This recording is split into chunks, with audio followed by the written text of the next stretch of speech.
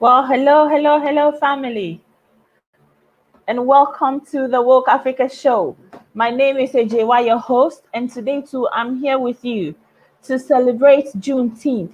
Juneteenth, as at up until today, well, I wouldn't. If you asked me, I wouldn't even know. But Juneteenth is a special celebration for the end of slavery or enslavement in the United States of America.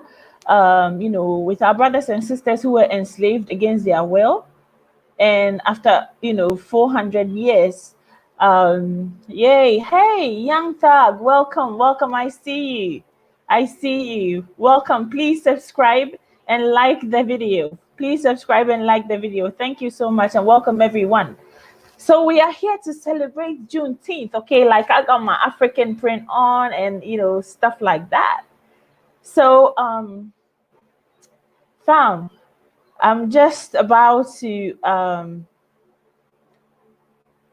I'm just about to share this, and then we go on because I'm in like celebratory mood tonight, and we are actually looking forward to receiving our panelists for tonight. But hey, this is a surprise. Tonight, everyone is a panelist, okay? Because we are in celebration mood. So that's the link for all our panelists. Once you join us, please kindly call in with the link as posted in the chat. Hey guys, today is Juneteenth. Oh, thank you so much, Young Thug, for the subscription. I'm really happy to have you on. So today is Juneteenth. For me, if you ask me, I'm not from the United States of America. Why is it so important to me as a Ghanaian, as an African, to celebrate Juneteenth with my brothers and sisters in the diaspora? Well, my question back at you is that have we all not struggled enough? Have we all not travailed enough? Have we all not suffered enough in one way or another? Have we all not had to fight colonization? Have we all not had to fight enslavement? Of course, it is different. If you look at the Tulsa massacre, okay, um, right now we're just waiting to see what will come out of that. We're looking at our brothers and sisters being lynched every day on the streets. And, Juneteenth is important for us because it is not just about, the celebrations we are celebrating today. But what is important about this is that every time we celebrate Juneteenth is an opportunity for us to be able to, to be able to go within our history, okay, and bring out certain important information, that will help us remember our history, okay? So it doesn't even matter if that history is too far out in the past or not. What is important is when we have these celebrations, we should always remember it is about our future. It is about our kids knowing who they are. So Juneteenth is now going to be part and parcel of the celebrations that we do on this platform. Okay, guys. So welcome once again. This is the Woke Africa Show, and tonight we are going to be having a blast. So, as I said, tonight is a conversation, and if if you know the events leading up to our celebration tonight, if you are very much aware of the events leading up to our celebrations tonight, hey guys, call in. Let's have a party. Let's have a ball. And also let's educate ourselves about, the history. Let's educate ourselves about the history. So as we wait on our panelists, what does a holiday like Juneteenth mean to you, fam? What does a holiday like Juneteenth mean to you?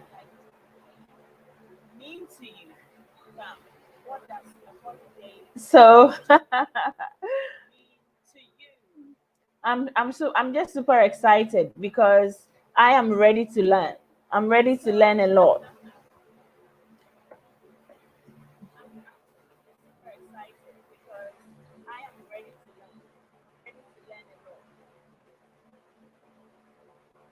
I'm sorry, I'm just sending this out to my panelists.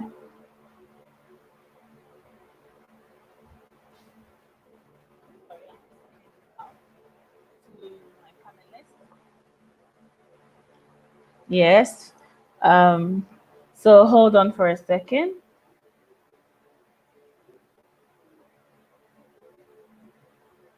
Okay. Yay. Yes. George is expected to join us anytime soon. George is expected to join us anytime soon. George is expected. So I'm sending this out to George and also to Ishmael. And then hey, Sister Ya might be joining us today. Okay. Of the repatriation assistance from the repatriation assistance program. So see guys, I'm sending the link. I'm sending the link to them. I'm sending the link to them now. Hey, George is here already. Yeah. Hey, George. Good evening. Good evening. I greet you, madam. Good evening and welcome, welcome, Yeah. welcome. Young Thank you so much. Tag is so excited to see you. So maybe you want to give him a Yeah. shout. Yeah. Young Tag, he's a very good guy. He follows me on all my social media platforms. So Oh, I big see. shout outs to Young Tag. Yeah. He's Yes, a very Young good guy. Thag, you got a big shout out there. I think that he's doing such an amazing job. Can you hear I me? for Exactly. once, hello Ishmael, welcome, welcome, welcome, welcome. Yeah. Thank We you. are live. Mm.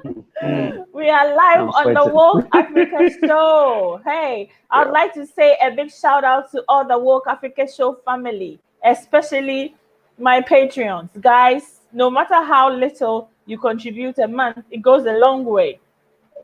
So thank you very much, Patreons. This is the Woke Africa Show, and tonight we are going to be having a blast. We are going to be talking about Juneteenth, and I was given Yes.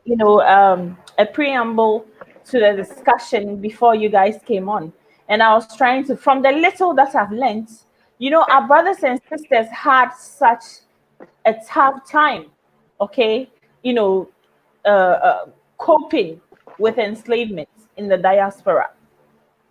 But our fighting spirit never stopped. It never stopped from the time that they were being taken from the continent, and it truly didn't stop, when they got there. So they fought. Yeah. They fought so many battles. They rebelled. They fought for their freedom, and finally, when the pot gets too hot to handle, the one holding it must let go. Okay, so when the pot got too hot to handle and they couldn't hold the pot anymore, they finally let go. And so June 19th, I think it's 18, correct me if I'm wrong, 1875. Correct me if I'm wrong. 1865. 1865. 18 65. 65, yes. 65. Yeah. Okay, so 1865 has led us to this day where we are Yeah. here celebrating Juneteenth. And I would like to say this is a special dedication to our brothers and sisters in the diaspora. This is a special dedication to every single one person in the diaspora, and especially to our African American brothers and sisters, because Juneteenth was the result of their fight against our colonizers, against the enemies of our soul who want us to be down there. So we're going Yeah. to talk, it's going to be a celebration. We are going to welcome our brothers and sisters from the diaspora to tell us what this day means to them, what their plans Yeah. are for the rest of the day. But we are also going to talk about certain key tenets that the West is still using to mind control us, and also the kind of policies they make in Africa, and how we find ourselves here. What are the strengths holding us here? Because celebrating Juneteenth should tell us that this shouldn't happen again. It shouldn't happen again. So once again, Never again. I'd love to wish you a happy Juneteenth. Yes, yes, yes. Pursuit of peace. Welcome. If you're new to this channel, please subscribe and let's keep the conversation going. Okay, so before we go, let me give a shout to my subscribers. Look, to my subscribers, you guys are amazing. I don't even know how it's happening, but our channel is growing. Just 2 days ago, we were 1,005.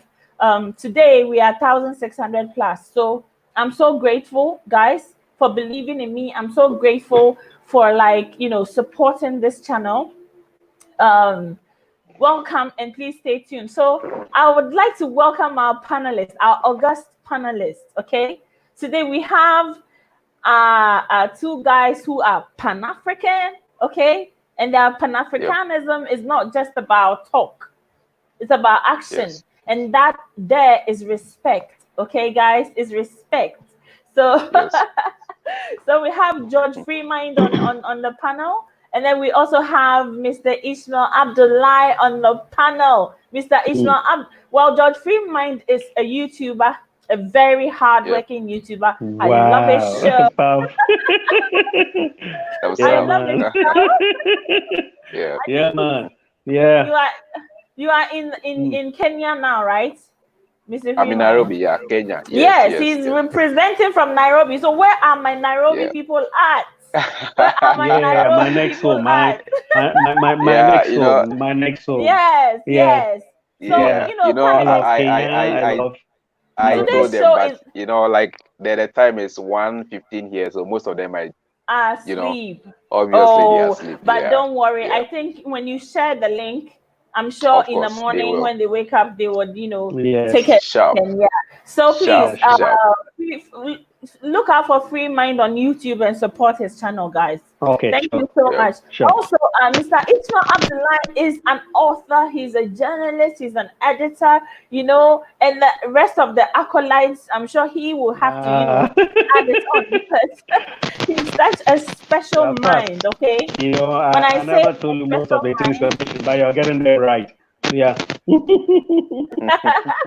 When I say a special mind, I mean to say he's a very smart guy and he's well vested in our culture and our way of life as Africans. So I'm so excited to have you guys because today's discussion is fixing to be very interesting, guys. So if you are thinking of staying or not staying, please stay with us because it's going to get interesting down here. Okay, so Mr. I'll start with Mr. Freemind. What does Juneteenth mean to you? What do you know about this celebration? Because before this week, I didn't even know what Juneteenth was until I learned about it this week, and I got really excited and ready for us to come in and celebrate it. So what does it mean to you? Okay. First of all, I thank you for having me on your show. I thank my followers, members of the Freemind family. I thank my my brother. There was the name, my brother. I thank my brother. Ishmael. Yeah. Yes. At least it's good for Black people to always come together to educate, because I always say we are the most ignorant race on this planet. Now, June 10th, to me, as a Pan-African, is a very great day in the history of the Black race. Is the day that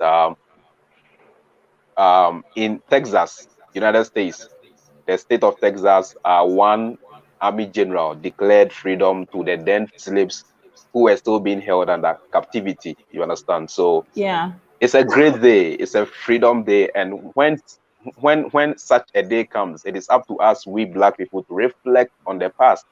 You understand? To reflect on what happened in the past, and in moving forward, we should ask ourselves, what are we going to do to make sure such a thing never repeats itself? What are we going to do to make sure we move on in glory? You understand? We move on so that someday, if posterity is to look back, they are going to say that, oh, maybe about 200, about 300 years ago, this is what happened, and today we have been able to get to this point. You understand? Yes. So it's a very great day. I read about it, I think some years ago. I read about it.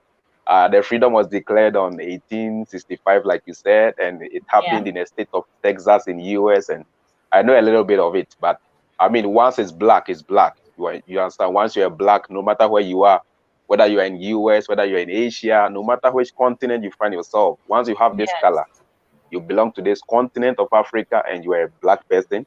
And once our brothers are celebrating it in US, we have to come together and celebrate it with them. So it speaks a lot. It's a historical day, and it means a lot to me as a Pan-African. Yeah. Wow. So Yeah. that's what you got from I told you it's fixing to be fire down here.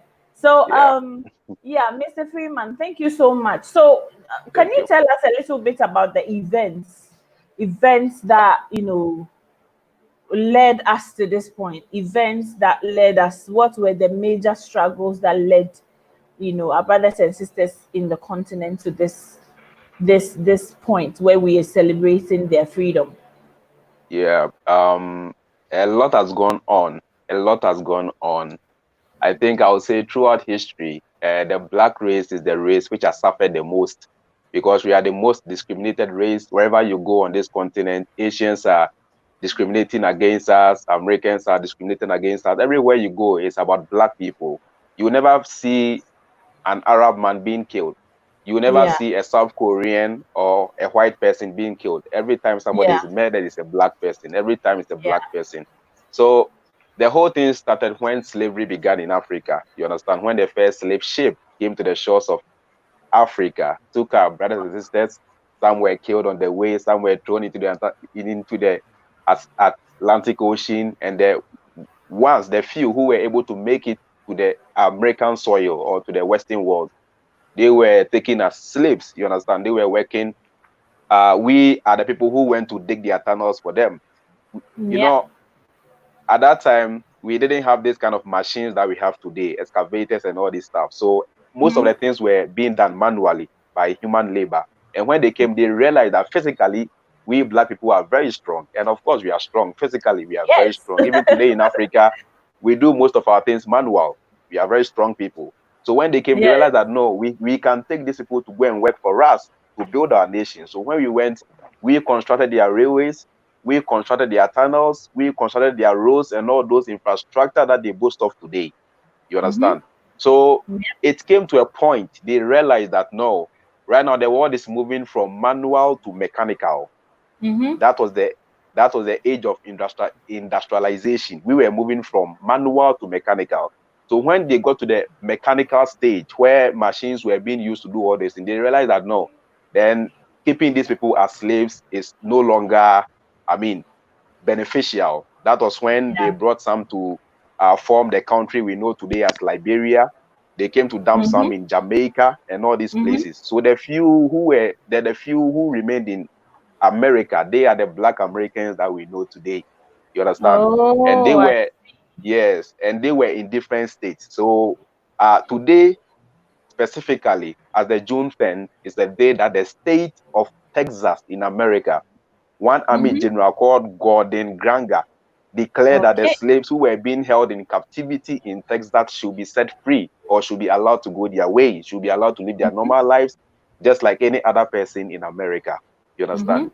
So it's a very sad history, but we should not get so emotional about the history. Rather, we should think of the information that such a history is to give us and posterity. We are supposed to learn from it and make ourselves great. I always say, if we were able to make ourselves great and also have weapons and all those things like the white people, like the white people were having, there was no way that the white could have come to colonize us. You understand? But when they came, if we had a common playground to actually exactly. They wouldn't stand a chance. Exactly. Today, I don't think America can go to colonize UK because they are all two powers. They all have things to fight. You understand? So when they came, They had guns, we had the gauze. They had all those physical things, and we had spirituality. But when we Yes. came to battle, I think we were defeated. It tells you and I that in moving forward, we have to rather think of we also putting ourselves there on the world stage. Let us prove to them that what they are doing, we are also capable of doing, and even doing it more. You understand? If they are able to build a ship, we can also do it. If they are able to develop a computer, we can as well do it. If they have been able to go to space, we can also do the same thing. When we come together as a team and make use of our nature-giving brain, there's nothing that you and I cannot accomplish. You understand my point? Wow. So in moving forward, this is the time for Black people to come together. I always say what is happening in the US with the issue of George Floyd. Look, protest and all these things is not going to stop that. We've been protesting ever since, but it keeps happening. It keeps happening. Yes. What can stop that is when we Black people wake up and realize that only we can make ourselves great. We can't sit in Africa. We can't sit anywhere and wait for the white people to come and develop our continent for us. We cannot wait on God to come and develop our continent for us. We have to come together as a team, and with our brain resource, there's nothing that we cannot achieve. Today, look at Japan. Which natural resource can they boast of? Nothing. But Japan is a great country. Why? Because they have the natural, they have the brain power. You understand my point? They have the brain power. So you can have all the resources you can think of. Without the use of your brain, you are going nowhere. And you can have a very few or limited resources, but with the proper use of your brain, you will be able to go places. So my brothers, my Black brothers and sisters in US, in the diaspora, I would tell them that they should come together. It's not by force they come and join us here in Africa, but wherever they are or wherever they find themselves, they should work as a team. You understand? Those who have the money, they should come together and use what they have to also support those who don't have, to also be great like them. It should be a teamwork. You understand? When we come together and work as a team, I think there's nothing that we cannot accomplish as Black people. Wow. When we come together and work as a team, there is nothing that we cannot accomplish as Black people. And I think that also includes not allowing ourselves to be used as puppets against our own people. Is so very important. Ishmael. Yes, I'm with you. Today is Juneteenth. Okay. Yeah, and it is. It's a great day. Just like I celebrate Ghana's independence or any other festivity on the continent. I mean, this is my first celebration, but I want this day to be memorable, okay? Because we're celebrating our kin and kith. We're celebrating our own cousins or brothers and sisters, you know, from the diaspora. We are celebrating our own mothers. We are celebrating our wives, our brothers, our sisters, our in-laws, our, like, you know, because their ancestors are the same as you and me, our ancestors. Okay, their ancestors was my ancestor's brother who went out to fetch water and was captured on his way to fetch water from the stream. Okay, their ancestors are the husband of my, you know, ancestors who went to the farm to cultivate the land and got ambushed in the farm and was taken away. Okay, so Juneteenth is as much welcome, sister. Yeah, it's so lovely to see you. I'm super excited to see you. Greetings and welcome. Greetings. So, sister, yeah, on your shot is I hope you know Mr. Freemind, George Freemind. He's a YouTuber, Pan-Africanist, believes in, you know, everything that we should be believing in as Africans and should be working towards on. And he is doing what he can to support that. We also have Mr. Ishmael. He's a Pan-African. He has he's an author. He's a, you know, an editor, a journalist, and, you know, it's a lot. So they are here to express to our brothers and sisters in the diaspora what exactly Juneteenth means for us, how we take it. when we say we are celebrating with you, how do we take it? What does it mean to us? So welcome, Sister Ya. And we believe today is going to be such an education. It's going to be such an interesting program tonight. So Mr. Ishmael was just, and hey, panelists, this is Sister Ya. She is one of the most important people in the repatriation of our brothers and sisters in the diaspora. Her initiative is going to assist millions, okay? I mean, hundreds of thousands, if not millions, but we are hoping millions to be able to repatriate back to the continent, not just come with empty hands, but to settle on the continent and add something meaningful to our community. So Sister Ya has the Sankofa Repatriation Assistance Program. And guys, fam, if you're here, I would actually like to entreat you to, go to her website, Sankofa Repatriation Assistance Program, and kindly donate to her on Patreon or on PayPal. Okay. Yes. So she's doing an amazing job. You're welcome. Thank you, brother. Thank you. I love women who believe in Black Power. I love women who believe in Black Power. So absolutely. Thank you. Yes. So happy Juneteenth, everybody. And Ishmael, please kindly go on. You were about to start when I interrupted. Oh yes, I think my brother has done justice to the topic, establishing the background. I mean, it has all emanated from slavery, the experience of slavery. As early as 1863, we've seen Abraham Lincoln actually declaring slaves in America to be free.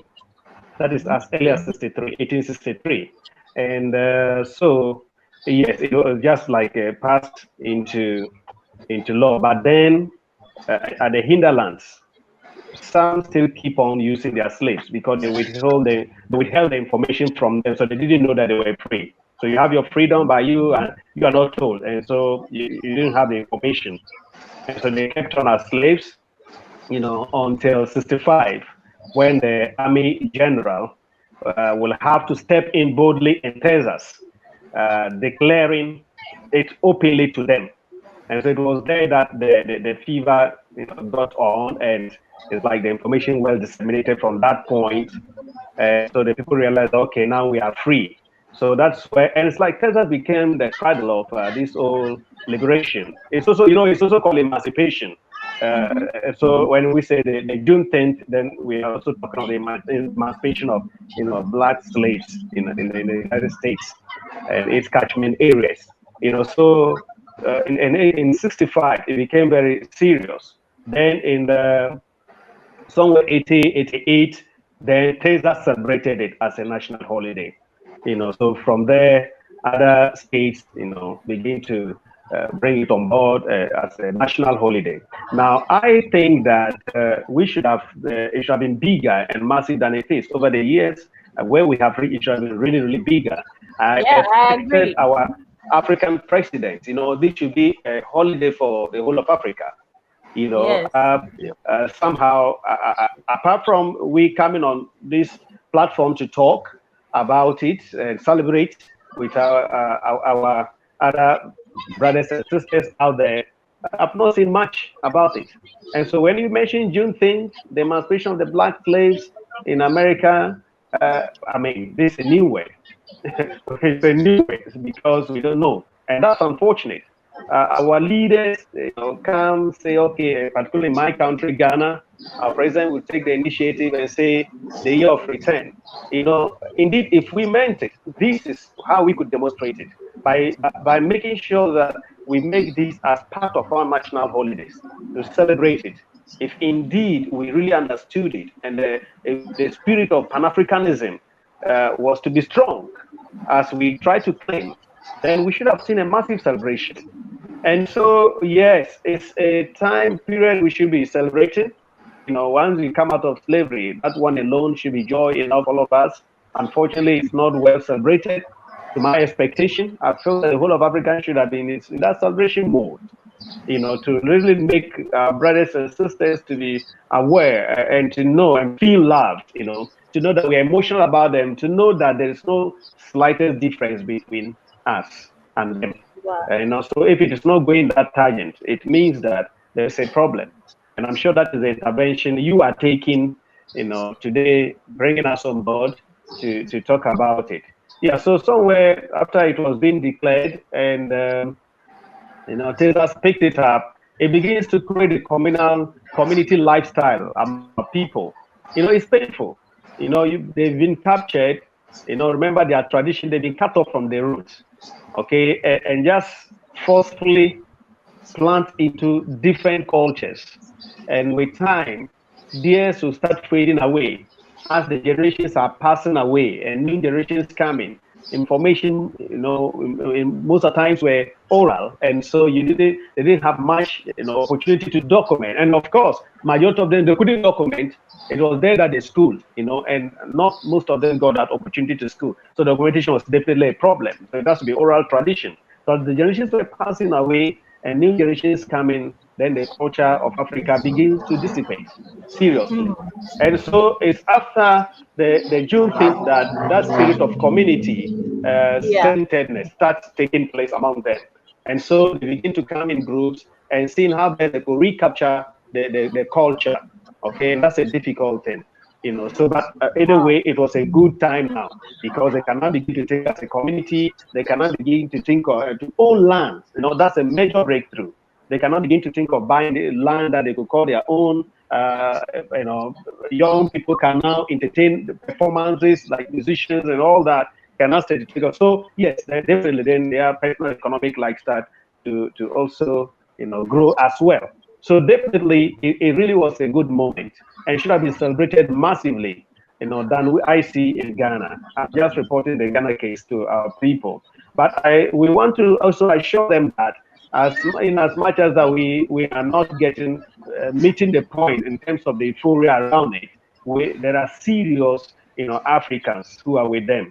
Because myself and my colleagues there, as we talk tonight, there's so many of us, millions of us, who are actually mindful about this whole process, and we want to let our brothers and sisters to know that we are not just speaking from our senses, but from our heart, because we are there, we are one. That is what it is.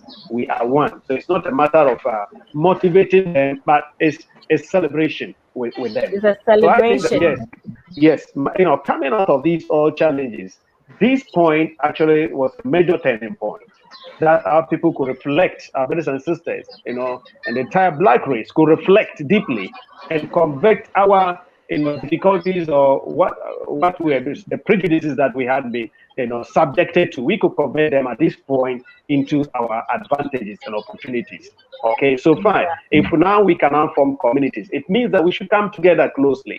The ties and the bonds between us should be renewed, and so that they feel it much more as we feel it here. Okay, so if they were separated now, it means that there's no more separation. We have become one again, because from that point, they have their freedom in America, and they have become citizens as equal as their citizens here in Africa. You see, so because of the cultural dissipation among our brothers and sisters, they sometimes want to think that they are alienated from the culture. They are never, because they've forgotten how so many things have been done here in Africa by our culture. And I think that is, we discussed my first coming on this platform, that was an area I really tried to deepen. So that sense of Africanness, they seem to lose it to a larger extent. So sometimes they also feel that, okay, these are also people from Africa, you know. And sometimes I question them when they meet those who from Africa directly to America and other places, and they meet and their colors are black and they work under white people. How did they think about themselves? How did they actually demonstrate, their unity and their love among themselves before the white man? It's very important, because it is at this point that we need to rediscover our culture. Okay, so we should be able to portray ourselves before the people who persecuted us, to know that indeed these are united people, these are strong people, this is a stronger generation. just as they came to meet us in the continent of Africa and carry some of us away. Okay, so yes, the bond between us should be stronger now. That this is a time, and we should have lived this stronger bond, for decades by now. Unfortunately, it's like we are still not getting that connection done properly. Even when people travel from Africa in these days and school in Europe and America and other places, and they return home, so it's difficult for them to fix into the system. Okay, so when these things happen, it means that the purpose of this whole emancipation is being eroded. It's not really getting a grips well on us, which shouldn't be the case. So by and large, yes, Africa, the whole continent should be celebrating. If we are not doing that, it's unfortunate. But our brothers and sisters should know that there are people here. We are with them. We are one. That's what the sense we want to carry from our hearts. It's not from our senses. It's from our heart. They should know that. You can be talking theory, but I don't talk theory. When I come to talk about these things, I talk my heart. Because if I see a black man, as long as you're a black person, I don't doubt your origination. You are home. You are at home. Yeah. Okay, so yes, that is how we should see it. So yes, the emancipation has come, but how are we taking the advantage of it? How are we putting it into good use? How are we portraying it to better our lives? That is key. That I think going further, we have to be looking at. Wow. That is powerful. Now, Sister Ya, welcome once again, and Sister Ya, please, I want to know the major events that led to our emancipation in the United States, and also what that means to the African people in the United States. What does this mean to our family in the United States? We are supporting the celebration, but we truly do not understand or know the history that much, although we've read about it. So we would like for you to express to us what this means to our brothers and sisters in the diaspora. Okay. Thank you, sister. I appreciate you, and I want to thank you, my brothers, for coming on. And I want to give you all a very round of applause for your recognizing something, on behalf of your people in the diaspora, welcoming, acknowledging. Thank you so much. A significant event in our history, because part of our healing is contingent upon us all understanding each other's history. Now, I want to be very clear with you about the reality. There was no emancipation. Wow. And you have to understand the trickery of our enemy. Now, they have touted this out as emancipation, but if you read the 13th Amendment of the Constitution of the United States, it tells you very plainly that slavery was abolished, except, and when you say except, that means that there's still legal slavery. So you have to understand, there are a lot, and I don't blame you all because you don't know, but even a lot of our people here in the United States who have gone through this generationally don't even understand what we're dealing with. But there was an exception made. Let me go back a little bit. When Lincoln, the 16th president of the United States, because when these people fought the Civil War, there was no good white people in the North saying that what you all are doing in the South against these black people is wrong. That's not what the Civil War was about, and you have to understand that. This was purely about the fact that the South was becoming so economically strong on the backs of African slaves that they wanted to secede from the Union, and they said, we got our own money, we got our own resources, we do not need you in the South. And they wanted to break away from the United States. So that was the source. That was the reason why the North came and said, we got to get rid of slavery. It wasn't because they loved black people or they thought we were, because black people in the North were getting discriminated against and treated like shit. So let's be clear. There were no good white people in the North who just said slavery is wrong and we want to stop it. That was not the reason. So that's the first thing you have to understand. This was purely white people fighting each other over power. Okay? So that's the first thing you got to know. Secondly, when Abraham Lincoln came and after the North defeated the South, and he declared the freedom, emancipation of the African people who were enslaved. There were not enough soldiers in the North, in the deep northern areas, to spread this word.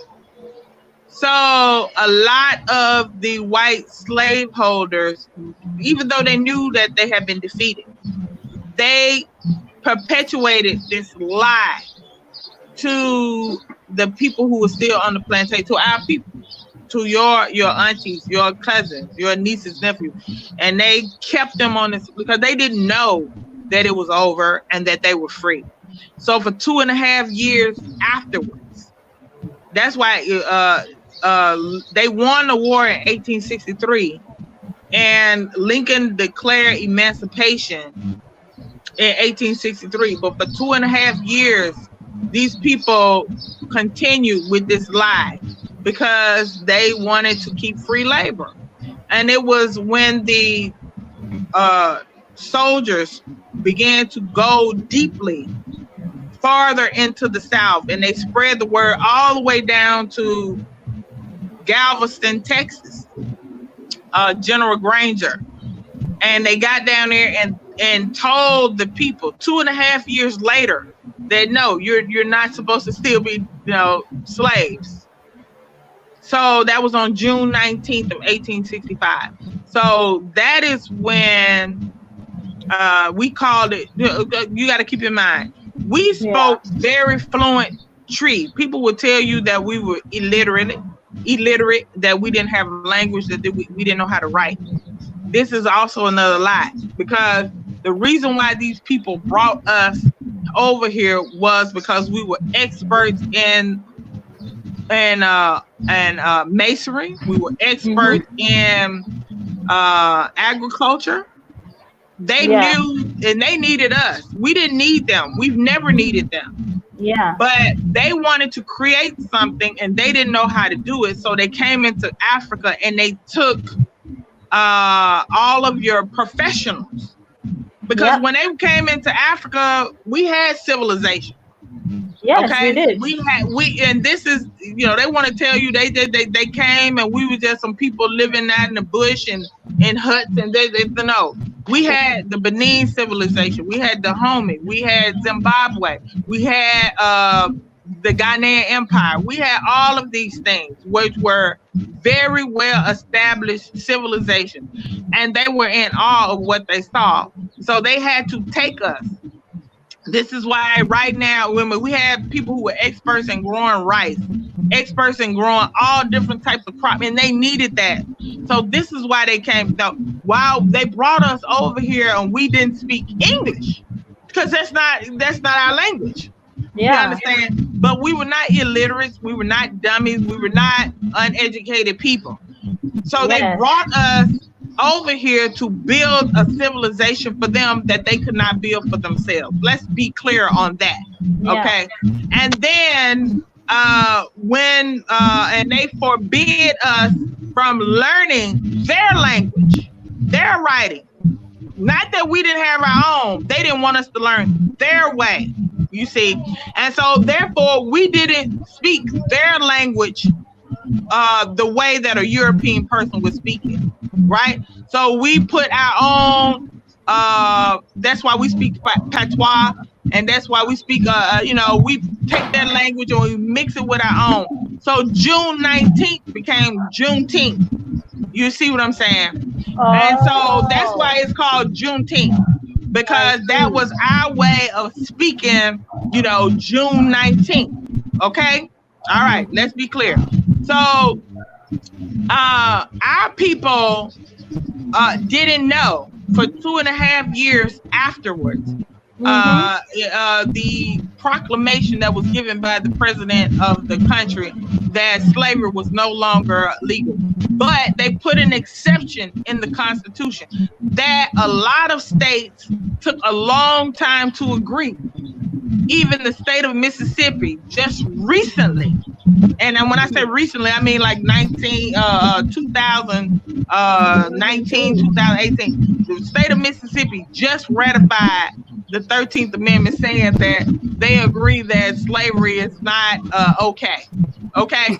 But they also kept in that language. And if I want everybody that's listening to me to go look up the 13th Amendment to the United States. The 13th Amendment, they say slavery is illegal except. Now, that's the word that you have to focus on when they say except for conviction of a felon.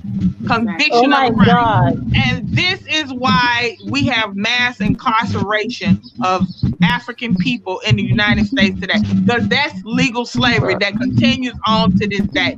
So I say happy June 19th and all, but I am somebody who is very educated enough to know that we are not emancipated. We are not a free people.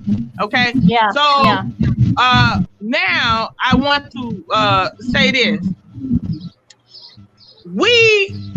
Even after that, you can find documented cases. I was born in 1970. I'm 49 years old.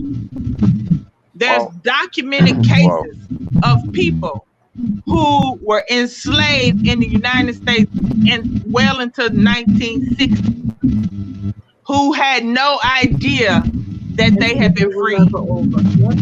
So I was born in 1970.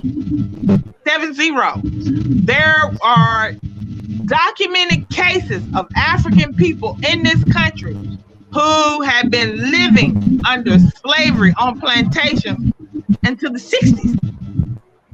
Oh my 1960s. God. Okay. So while we acknowledge June 19th, don't get so caught up in June 19th, because it's really in and of itself is still a lie. You understand what I'm saying? And I love you all for having this and giving me the platform to come and tell you the truth. Now, let's go a little bit farther than that. When we came out of, and I'm doing quote, so-called emancipation, Black people in this country, immediately after having been here 200-300 years in chattel slavery, treated like a common horse with no rights, like a dog, like a cow. We were nothing but property. We were forbidden the right to learn how to read. They would literally kill you for learning how to read their language, right? Learning how to read their language. Only thing they ever gave us in terms of a book was a Bible. Now you have to ask yourself, why? The only thing they wanted to let us read was the Bible. That was the only thing that you had access to that entire year. Now, if you got caught with a Bible, that was okay. But if you got caught with any other thing other than a Bible, that was your ass. Okay, so now I'm gonna leave it to our people to ask them, go within themselves, ask themselves, why was the Bible okay, but nothing else was okay? These people who treated you like a dog and didn't want you to know how to read anything, but as long as you had a Bible, that was okay. All right, so let's move on. Right, coming out of emancipation, we went into an era that they labeled Reconstruction. And I need y'all to look that up. Coming straight out of slavery. Black people, this is a testament to how powerful we are and how intelligent we are and how strong we are and how fucking genius we are. We are coming out of fucking centuries of goddamn shadow slavery, where they didn't refuse to learn how to read or do anything. We came out and we started taking over in the South. We became some of the most prominent landholders. We became members of the government. We learned how to read and had schools, and we were doing everything. And these white people got so fucking upset and angry and jealous and hateful. They saw us take over them. And guess what they did? That's when you saw the rise of the Ku Klux Klan and Jim Crow. And they said, no, after you had 200 years head start on us. And even with 200 years head start on us, we came out of that shit and we was taking over. And they said, no. And that's when they started lynching. And that's when they started killing. And that's when they started burning down our towns and our cities. And they were so hateful and jealous. Okay, this goes into the era called Jim Crow. You're going to come out of Reconstruction. Reconstruction was a period of about 16, 20 years when black people rose up out of slavery like a phoenix out of the fire. You know how a phoenix rises up out of the fire and comes out and is run. And white people say, oh, hell no, we can't allow that. And they basically went on a rampage of terror, and they've been going on that rampage of terror against us ever since. And this is what a lot of our people don't know, because be clear, they know that if they give us equal footing with them, it's over for them. That we will rise above them, because that's who we are as God's original people, as the Creator's chosen original people. And so they do everything that they can to keep their foot on our neck, to keep their knee on our neck, so we cannot fucking breathe. Because they know that if you start breathing, it's over for them. And let me tell you this, the brother that spoke earlier in the white shirt, when I first came on, you start saying, if they can do this, we can do it.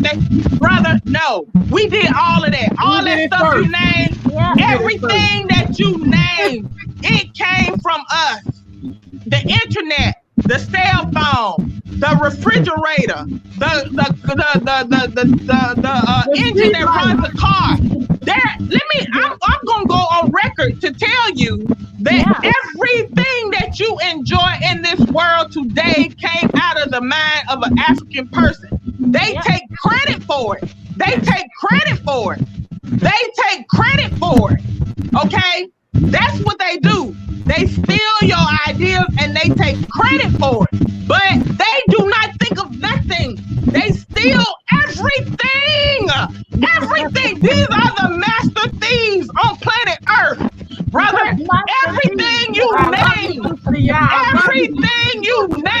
came from your black aunties, even going to the moon. The math, the science that came to get them to the moon came from black women.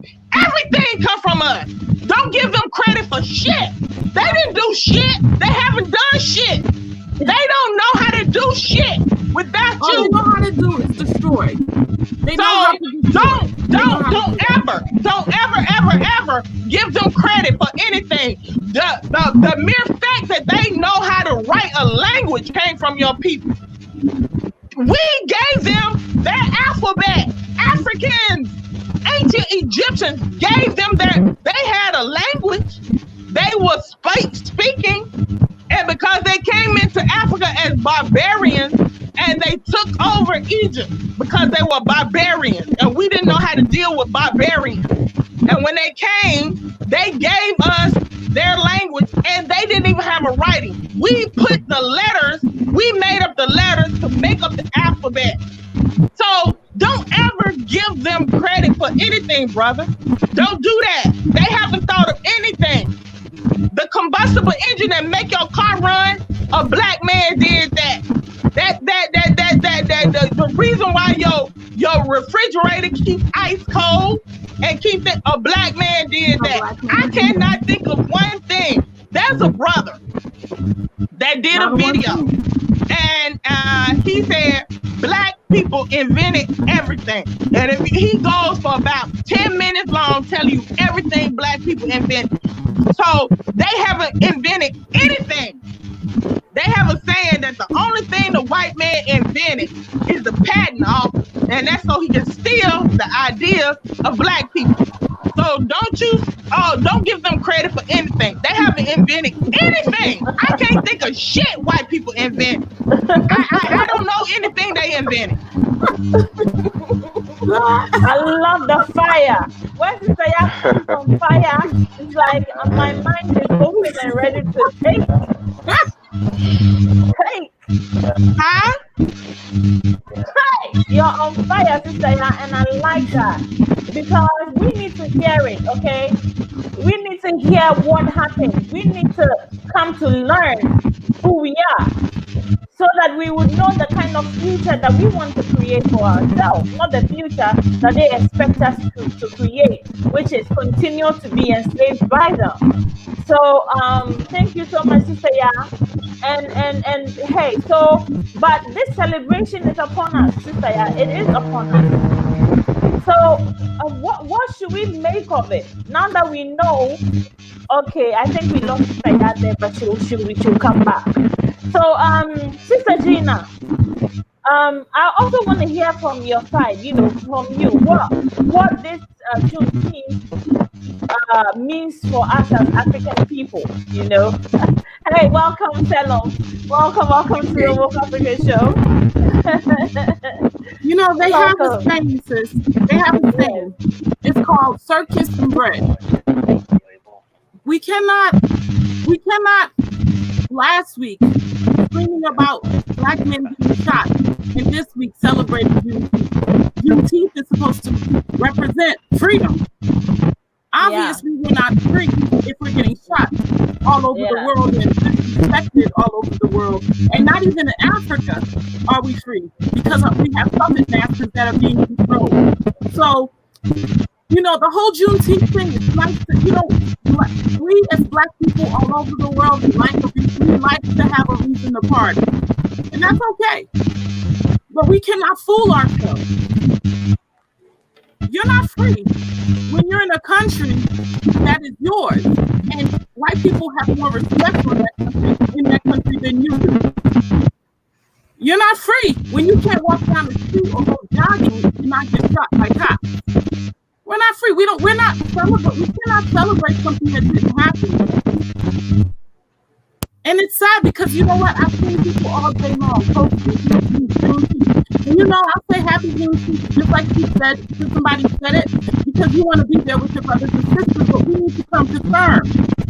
We are at war. We cannot, not even for a moment, celebrate. This is what they've done, and this is what continues to happen with us. We get something happen, we get all upset. Something happens, some holiday or some party happens, we start dancing, eating, and then we forget. We're still enslaved. It's not, even though they're not calling themselves the slave master anymore, they are clearly still the masters. They still have all the privileges. And it's not just happening in Africa, guys. It's happening everywhere. This week alone, 5 black men were found hanging off a tree. Yeah. Think about it. 5 black men hanging on a tree, and they said they all committed suicide. Do you believe that? No. Okay, so how are we free? Yeah. What's to celebrate? The point is that, there's a saying for me when I believe it. There's a saying that good You things guys happen. hearing that? Are you hearing? Yeah, because there's a feedback. I think Yeah. there's a feedback. You guys You're not Yeah. hearing I'm the getting the feedback? feedback. Let's try to mute Yeah. to see who it is. Okay, so I think okay. Let's mute our. If you're not talking, can you please mute your microphone? Let's mute our microphone. Yeah. Yeah. Okay. Yeah. Okay, it could be me. Let me mute mine and see. Yeah, I think it's you. Yeah.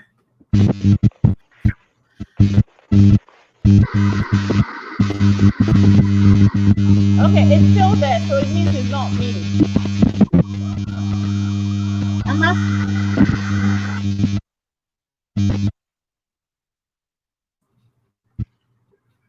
I'm not sure. But what were you saying, Chris? You're muted now. We don't hear it. Okay. All right. So I think I muted everyone who is not talking. So Okay. that should do. Okay. So for me, I say when good things happen when you're having a good time. That is what our ancestors say. Well, that is what people say. And oh, okay. Sister, yeah, please call in. Please call in if you're back. Please call in. So let me post the link.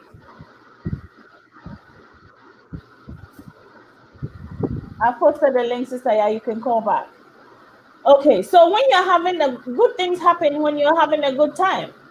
So for me, I think a celebration like this is, for me personally, is really not about the negatives they continue to perpetuate against us, but how we can keep remembering what they did.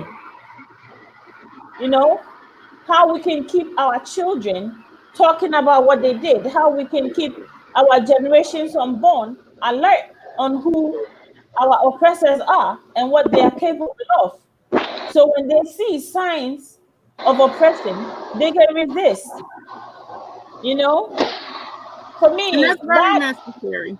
That's very necessary. That is so important, and I'm so glad that we are all aware. We are all currently aware that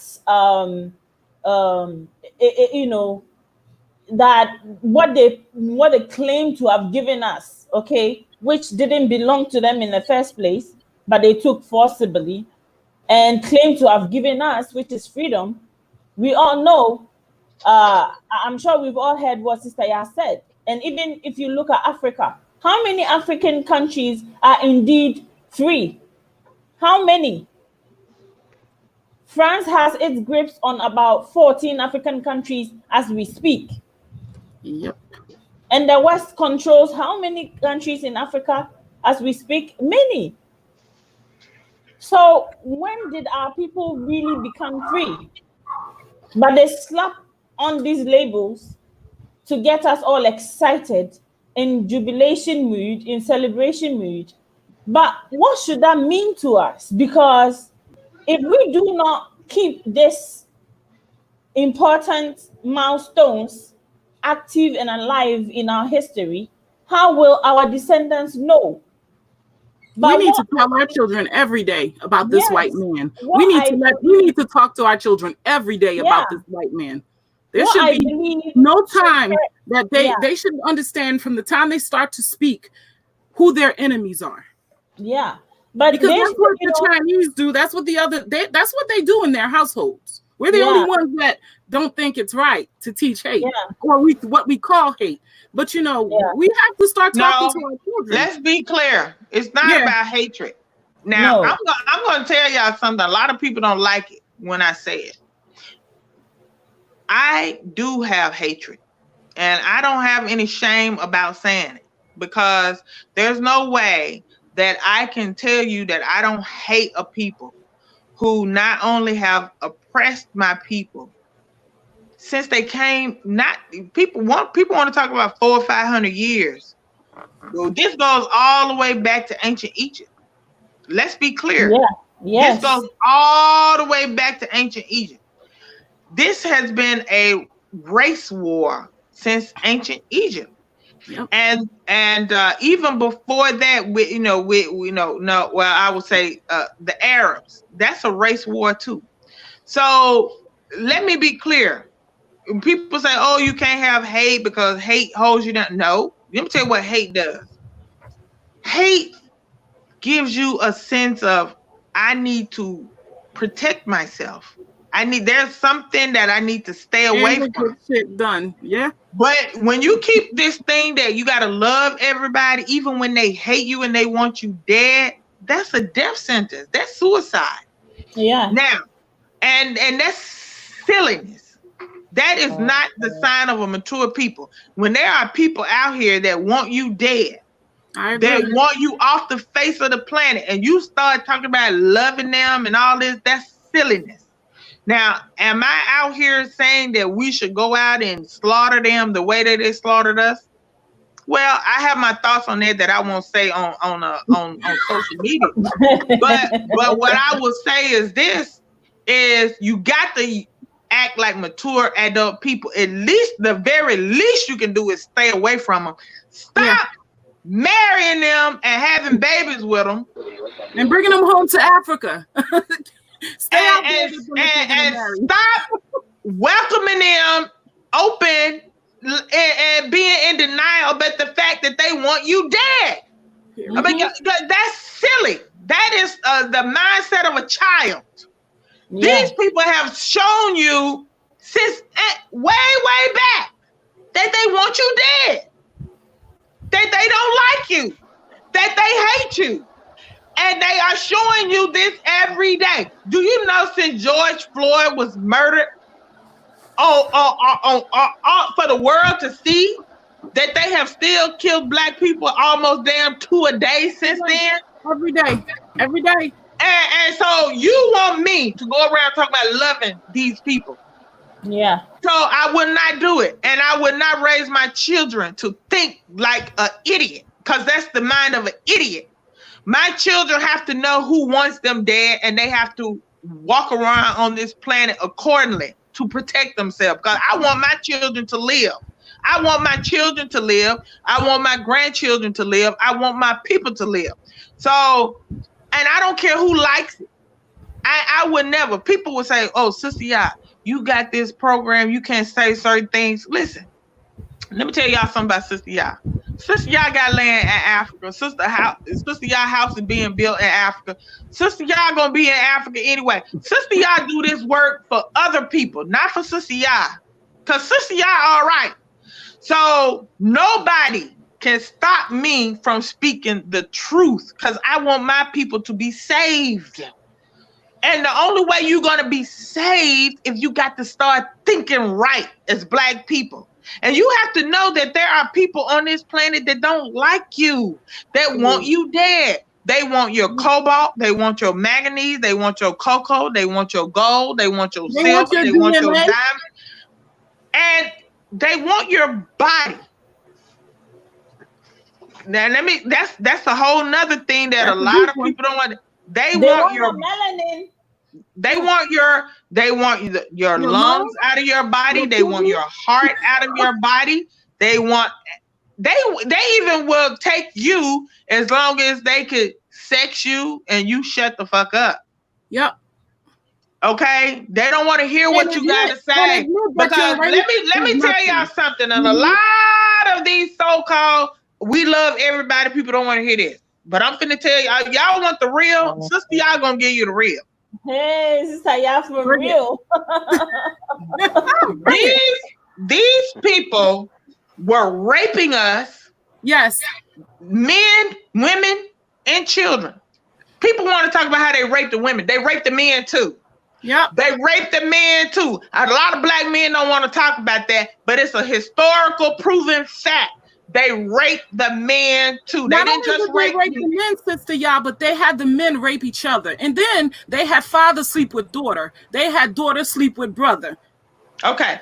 They did so much inhumane things that we couldn't even fathom. We never even thought that human beings could think of the things that these people did. And they did so much to us. Okay. And so you want me now to just say, I forgive it? These people don't even want to pay reparations. They don't want to even say, we did so much awful shit to you and you deserve to be compensated for it.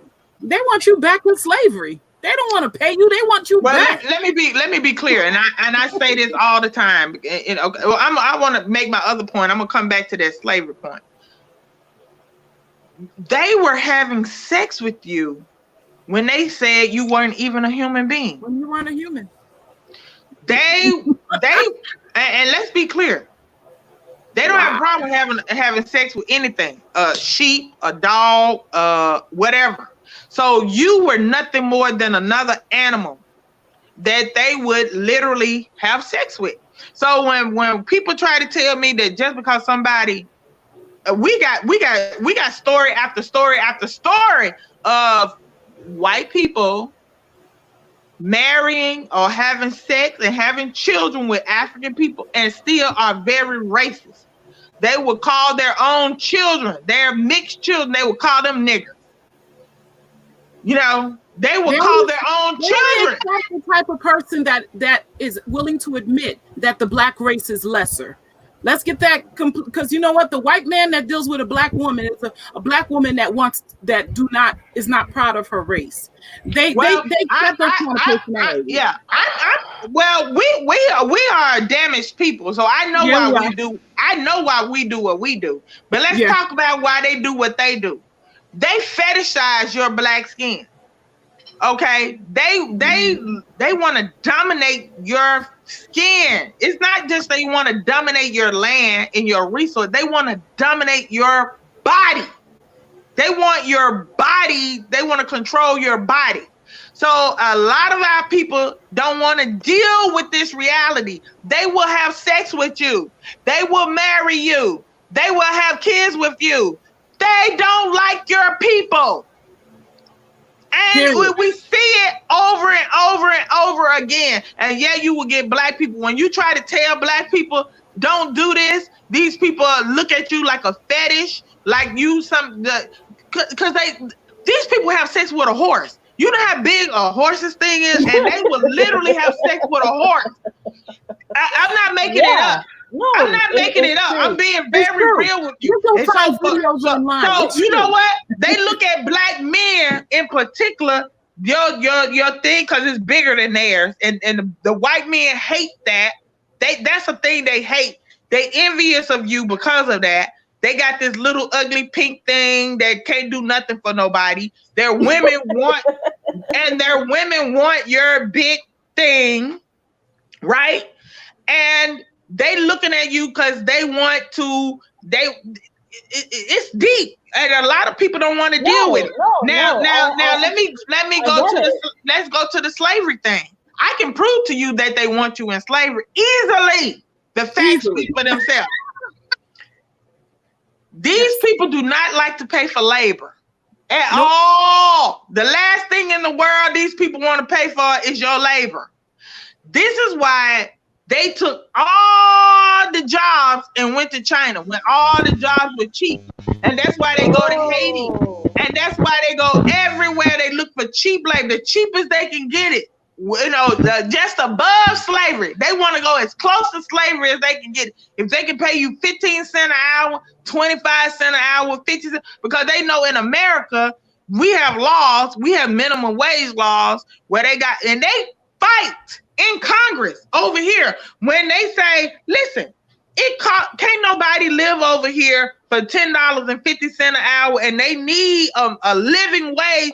These people literally fight to stop paying American people a living wage that they can sustain their families on. So they would take their company. They would literally take their company and they would go to China, and now they're coming to Africa. Because guess what? Africans are living off less than $100 a month. They would rather come put a factory in Africa and pay workers less than $100 a month than to stay here and keep a company in the United States and pay somebody a living wage to be here. Man, that's why we don't have any. And that's why they see places like Haiti and Africa poor, because they could go down there and get the cheap labor. As long as Africa is poor and Haiti is poor, they could always set up these companies where they're paying you nothing. They want to leave China now because the minimum wage in China has increased. The cost of living has increased, and so the wages in China have increased. So now they want to abandon China, and now they want to come out. So this is evidence. These people don't want to pay for wages. They don't. So they want to go where they can find the cheapest. Now, that lets me know that if they can do it for zero, that if they can find a way to not pay at all, because they don't want to pay nobody to work. They don't want to. That'll be like icing on the cake. And when I tell you all on the continent, and I'm going to say this and I'm going to shut up because I don't want to take over the whole show, but I need you all to understand, when we who have been living in the house with this devil for 500 years tell you about this devil, y'all better listen.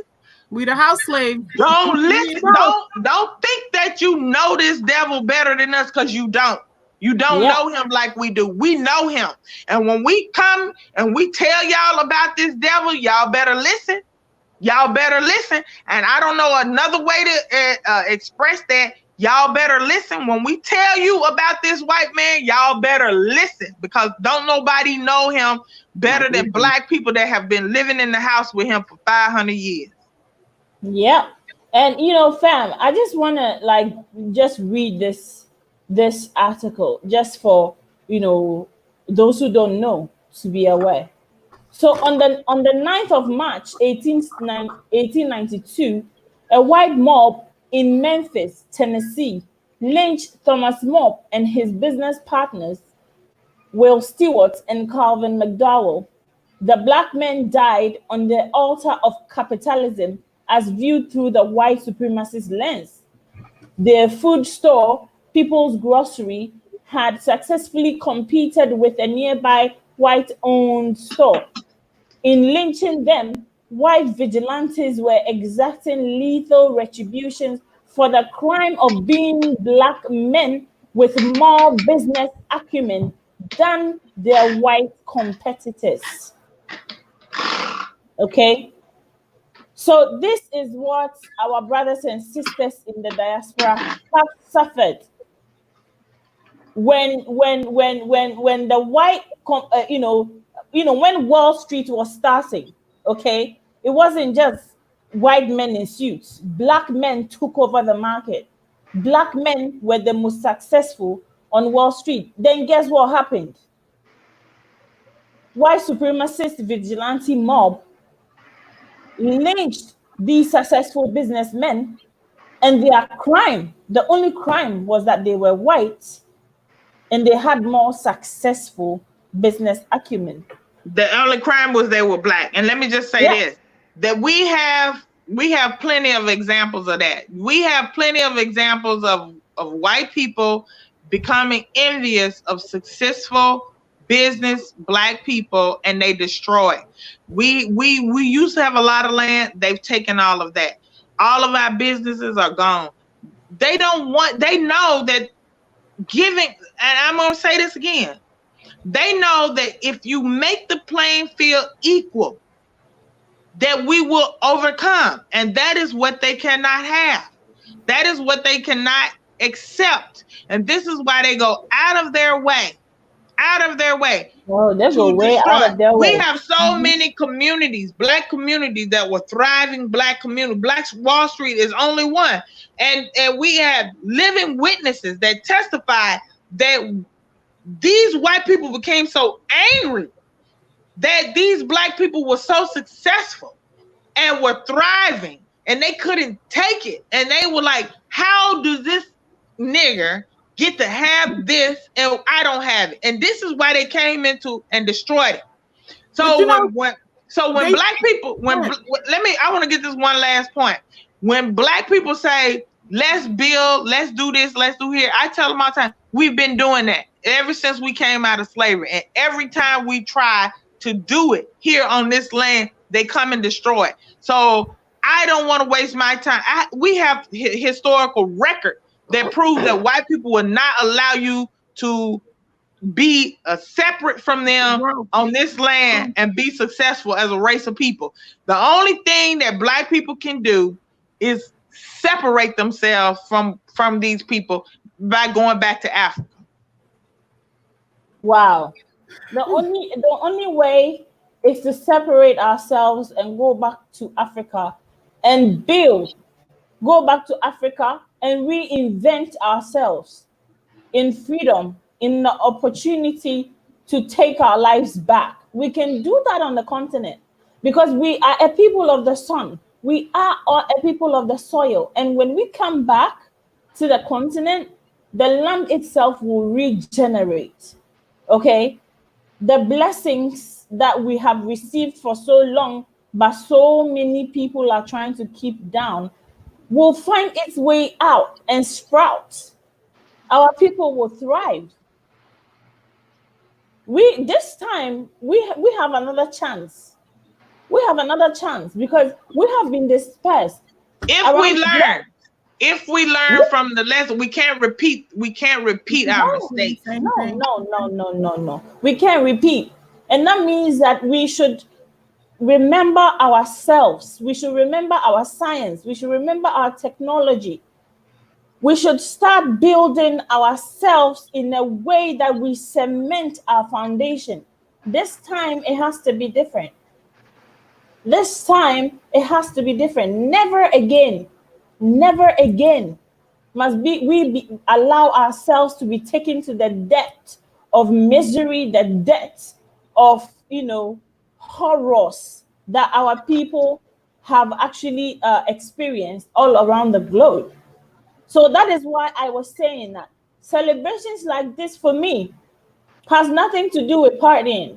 It has a lot to do with remembering what happened and telling the stories as accurately as possible and documenting these stories as accurately as possible. Because our young ones must come and they must know. Absolutely. I want to again thank you and our brothers. I appreciate you and my brothers for even having this show and discussing this because it's important. It is that we understand each other's history. Because at the end of the day, guess what? These are your relatives on this side that have gone through this. These are your people. Yeah. We are not a separate people from you guys. These are your aunties and uncles and cousins that were kidnapped and stolen. Yeah. So we have to understand each other's story. Absolutely. I don't know if I can come in here. Yes, please. Yes. I want to add something to what our lady is saying. Sister Yes, Sister Ya. It is good to say, and it's not like it's good to say. It's a fact that Black people invented a lot of things. You understand my point? But I am speaking from the perspective of what I look out to, like the future. You understand my point? Now, for example, if my dad was able to put up a house and the house, somebody took the house away from me, there's no way I'm going to get that house back. What I have to do is to look up to the future to be able to put up another house. You understand? Now they are there. Our brothers and sisters, Black Americans, they are in US. They know what is going on there. They have the facts. We only read from the internet and we only get the information from people who have also traveled there, their own experiences and how they also see things. You understand? But we are here. A lot of Africans also are desperate to travel to join them in US. They are in US. They are seeing the reality. But today, I always say, if a ship is to come and land in Africa and say, hey, we are looking for people to go to the US and work, I'm telling you, if care is not taken, Africa will become virtually empty. That ship You will. understand my point? Yes. Even to be able to get onto the ship, you have to go and pay bribe to be able to get onto the ship. I'm telling you for a fact. I am also here, and I know what we're also going through. So in moving forward, that is why earlier on I said we Black people also have to develop ourselves. We also have to develop our continent. We also we also have to make sure our continent and our countries are conducive for us, so that we will not be so desperate to go and join the white man to become slaves to them. I agree. You see, because if you travel to US now, you are going to work for them. That system, they have created that system to favor them and not the Black Americans. America was built. They built America to favor themselves. They are in control of the system. So if we don't also better Africa, if we don't also make sure Africa is conducive for us to stay, live here, trade, get married, and have babies with our Black women, a lot of Black men are going to use every means and channel to travel to join them in US. I agree. I'm with you, brother. We are in agreement. That can be done. That can be done. The first thing that needs to happen, I think, one of the most important things, and I think it would really be helpful or beneficial for our African brothers and sisters on the continent to do, is demand that your brothers and sisters, in the diaspora, get. We should have the right. It is our birthright. You know what I mean?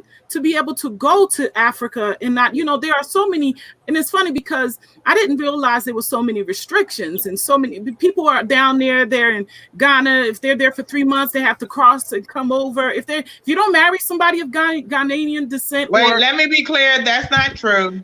All they have to do within 60 days of entering the country is go get their residency. If you don't do that, you put your own self in that predicament. But don't you think we deserve the right to be? I do. But I do. Let me say, I'm gonna be clear. Our ancestors did not voluntarily leave the continent, and so we were born outside of the continent. Because our ancestors were kidnapped. That was a crime. That was a crime against humanity. That was a crime against humanity. And we deserve the right. And we need your voices on the continent. You all should also create a movement on the continent to say, bring our people back home. Because that's going to bring the money in. That's going to bring the family in, But let me... Yes, yeah. This is a long debate. And there's one thing, you see, that the sad reality is there's a good number of Black Americans who are also not ready to come home. Look. No, we don't listen. I'm coming. Listen, don't focus on them. Don't listen. I have an organization and I'm telling you, a lot of us, not just Black Americans, turn that volume down. It's not just about Black Americans. Brazil, outside of Africa, the largest population of Black people outside of Africa are in Brazil. And then we have all of the Caribbean that is predominantly Black people. And then we have Black people in America. And then we have Black people in the UK. And then we have Black people in Canada. So let me just say this, brother, a lot of them want to come home. Exactly. A lot. So don't think that you focusing on a few ignorant motherfuckers. Don't think about them. A lot of people. Look at the year return. Focus your energy. Focus your mind and your energy on the millions who want to come back. Don't focus on the one that don't want to come back. Forget them. Because they are brainwashed and they are silly. But you have millions who are saying we want to come home. So what you have to do is you get with your people and say, no, it's not right. These people should be able to come and they should not have to go through the same processes as a Lebanese. They should not have to go through the same processes as a Chinaman. They should not have to go through the same processes as a German, because this is their home. They did not ask to be out, and they want to come home. And so, you know what? If you combine your efforts, the points I wish you had waited for me to land first. The point I'm trying to make is, you see, who is a Black American? A Black American is a descendant. You know, they trace their descent from Africa. But this is somebody who has been born, somebody who has been raised, and somebody who has lived all his life or her life in America. And mind you, the system and the kind of life in America is far different from what we have here in Africa. You understand? So if we fail, if we right here in Africa, if we fail to make the system a bit conducive to welcome them, even if they come, they'll go back to America. I'm telling you, look, brother, this is where, you know how many, this is a place, you know, brother, this is a place where you can go for 1 whole week without water in your house. Listen to me. This is a place where you can go for 1 whole week with no pipe water running through your tap. This is a place where you have to carry your cylinder to go and buy your gas. You don't know I live in Ghana? Brother, do you not know I live? Hey, stop now. No, stop. Maybe you are different. Right, maybe you are different. Maybe you are different. But we are talking about the millions out there. Brother, listen. Let me tell you something. Listen. Do you know how many people from the diaspora live in Ghana alone? And not just Ghana. Tanzania, Gambia, Sierra Leone. Brother, South Africa. We are leaving.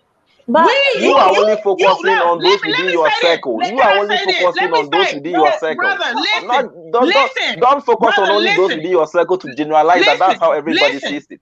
Can you listen? You understand my point? Can you listen to me? Listen to me. I'm listening to you. You have made up in your mind that you know what we want. Maybe you don't want us to come home. But we are telling you. I'm telling you the reality here in Africa. I'm not telling you what you want. I'm not making my. I am telling you what we are going through here. I live in Ghana. That's what I'm saying. That's what I'm saying. Maybe you are different. You are focusing on people within your circle. I'm not the only one. Wow. Okay. So okay. Because you know what you're doing? This is the thing. You don't appreciate what you have. And you think that, and you think, listen, and so you think that we can't appreciate it because you don't appreciate it. Exactly. But there are many of us who would love to trade places with you, and you can't imagine that. Okay, so let me just say this. We don't judge for us what we want. What we saying is get your government to get us in the country. That's it. And give us citizenship. Let us determine what we can deal with. We will do it. But what our people are telling you. You're ready to go through the stress we're going through here? Yeah. Are you sure you're ready to go through the stress you're going through here? Are you sure? Brother, listen. Brother, are you sure you're ready to go through the stress you're going through here? You don't listen. You're not listening. You know why? Because we're coming from a different place. And the way we do you want to come here and be shot in the back because you black? I don't want to come there. No, I don't want to come there. Okay. What I'm do saying you want to come here and get discriminated against in every aspect of your life and follow right here we discriminate against each other. So mind you, there's tribalism also right here. We discriminate against each other. It's everywhere. We kill each other right here. We kill each other right here. We have a lot of issues to solve. We have a lot of issues to solve. Listen, don't nobody want to present the idea that if there are no problems in Africa. We have tribalism here in the United States. Do you know that? We have tribalism. Do you know that? We have tribalism? We have people that what I know most is of the city, you're fighting another people from. Do you know we have tribalism? Brother, do you know we have tribalism? What I'm so sure of, they call it something different, like gangs and things like that. But we have tribalism right here, Madam. You know, my point is, I am no. Can I come in here, please, guys? Can I? Madam host, yeah. Madam host, just 30 seconds. Just 30 seconds. Okay. What I'm saying, Madam is not trying to understand me. I am only telling them that. She was telling us the realities on the ground in America. And I'm also trying to tell her the realities on the ground here in Africa. If they are ready to go through the hell with us, well, I mean, fine. They can come home. We want women to marry. They are beautiful. They should come home for us to marry them. So funny? We want women to marry. Come home. You know what? You know what's so funny, Gina? He say it's hell. He say it's hell. But guess what? Yes. Guess what? You got quiet. Ismail is so quiet. You call it hell, but guess what? You have 10,000 Africans from the diaspora living in Ghana and love it and not having problems and living their life and enjoy it. And you have people who come there before COVID-19 who come who don't want to leave. They love it. So it might be hell for you, but we love it. We love it because we feel free. We feel free. We have a sense of freedom that you have, but you don't appreciate your freedom. But when we get there, we feel free that we don't feel over here. So and my husband, listen, my husband is a Ghanaian. My husband is a Ghanaian, and he hates it here. He wants, all he's doing is putting all his efforts to get us back to Ghana because he felt free in Ghana. He does not feel free here. So if you think you can't, just because you can't appreciate what you have, guess what? We can. He has experienced both sides. Living in Ghana, where he thought, oh my God, I just want to go. I want to do it. Now he's over here like, oh my God, I fucked up. I want to go back. It's like, this is awful. You know what I mean? And we know people who came here from Ghana and they stayed in 2-3 months and they were like, oh my God, no. And they left and went back because you don't appreciate what you have. You think it's awful, but it's not awful, brother. It's not. All we have to do is improve on it and make it better. Madam, I'm coming. We're going to come together. You have an experience and we have an experience. And once we bring those experiences together, Africa is going to change. It's going to change on the issue of appreciation. How do you expect one to appreciate a country which does not even care about him? How do you expect one to appreciate? I'm coming. How do you expect one to appreciate a government who cannot even provide simple water for his people? How do you expect people to appreciate a system which is so corrupted, which is so soaked in greed, selfishness, and deceit? Look, I am outside Ghana now. I am in Nairobi. I'm coming. I am currently in Nairobi. Let him say. I want to hear what he said. I want to look. You're at home. You can clean up home. You can't do anything here in America because you know what? It ain't our home. I think she got it right. For me, I think she got it right. Yes, that is reality. You accept the difficulties, the challenges are there. We are not looking at a problem-free society. Yes, Africa, we still also have a lot of problems here. And I'm happy they are aware of the grounds, especially husband happens to be a Ghanaian. That definitely she knows Ghana very well. She has traveled extensively within the continent. Yeah, so the problems are real. But you should know that, yes, this is your home. I think that is the most important thing. Once you know this is your home, I mean, that is your identity is guaranteed, and you are talking about that kind of, you feel that it's so secure because you're at home. So yes, home will have problem, but once you feel at home, you can put it in order. I believe that, in fact, our brothers and sisters outside there, they were the best remnants of Africa being picked away. That is what I want to remind us. They were the best because when they were kidnapping, they had strategies in place to determine, or a criteria in place to determine sometimes whom to pick. So they ended up picking the best of Africa and taking them there. So all we need is for our people to still feel belonging and see how best we can develop. We accept the reality in the continent as it is now and find ways to improve the situation. We have to. Yes, Yeah. the water. Okay. It's Corruption our is Sorry, Yeah. I just wanted to say this. everybody else. I just want to say my co-hosts are the best. I have the most powerful panelists on this show right now, and if you're not here, you're missing out. So, I just wanted to add that, you know, if you rent a house, okay, or if you go and you buy a house to live in, and is Ishmael still talking? I think so. you He's trying. He's trying. Okay. I think he's got a network it's just problem. social amenities. Yeah. Okay. So what I was trying to say is, problem. Let's say if you are offered a piece of land, so because even most of us living on the continent here, we do not own the land completely. So I would start from this scenario that if you have been offered a piece of land, or if you have rented a piece of, house, and you go and the house is full of weeds and the ceiling is broken and there's cobwebs and there are rats and mice and all of that in it, would you reject that piece of property or that piece of gift to you because there are rats and mice and there are snakes on it?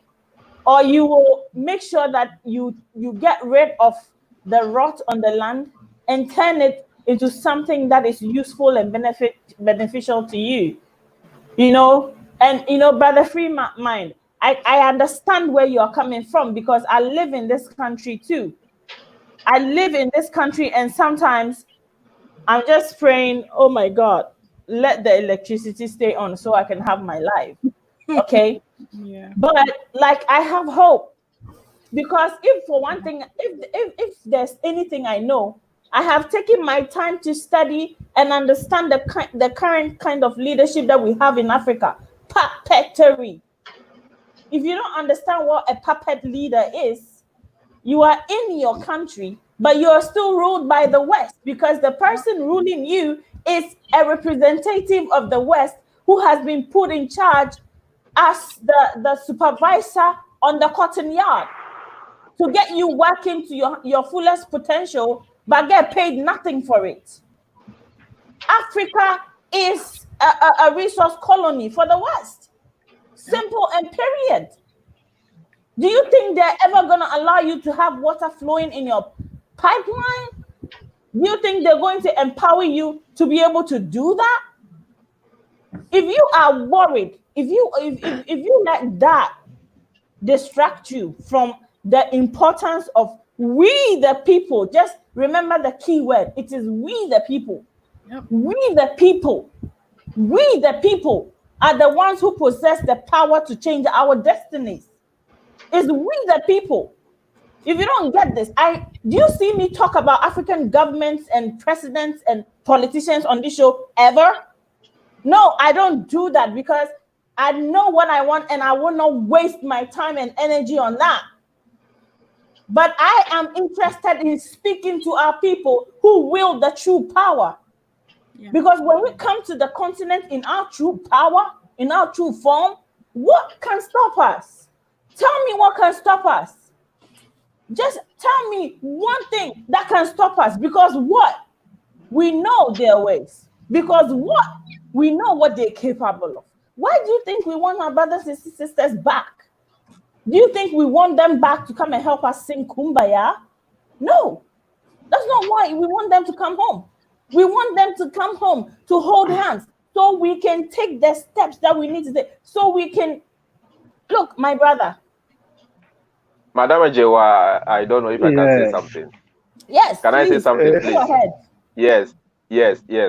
You see, I know that colonization, or the white people coming to Africa in the first place, is something that has been a dent on the African people. You see, they do all they can to make sure Africa remains at the bottom of the food chain. That is agreed. Everybody knows it. I know. But if we are to always shift our problems to them and always blame them for everything that happens in Africa, we are not going to be responsible. What I am saying is, we should also look within what we are doing wrong and also try to correct our mistakes. Now, with the issue of power, with the issue of water, I don't think an African country not being able to provide those basic amenities for its people is the doing of the white man. I have been to Rwanda.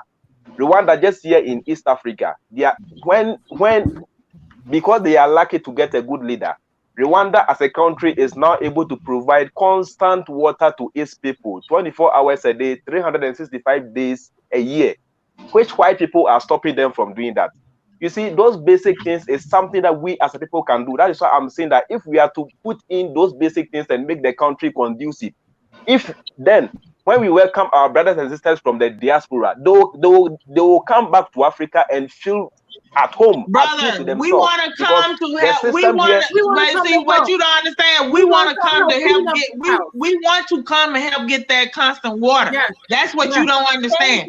We want to come help do that. We want to come help do that. Because guess what? Hey, let me say this. Guess what? We don't even control our own water here in the United States. Do you know if the white people decide to poison our water, which they do, we don't even control our own water here. So you know what? My husband and I agree. We don't control our water here. Water is the basic element of life. Yep. You can live for months without food, but you can only live a few days without water. And black people in America don't even control their own drinking water. But guess what I have on my land in Wager? I have my own well with my own water, with my own purification. So even though the government doesn't provide me water in my land in Wager, I have my own water. But I don't have here. I don't.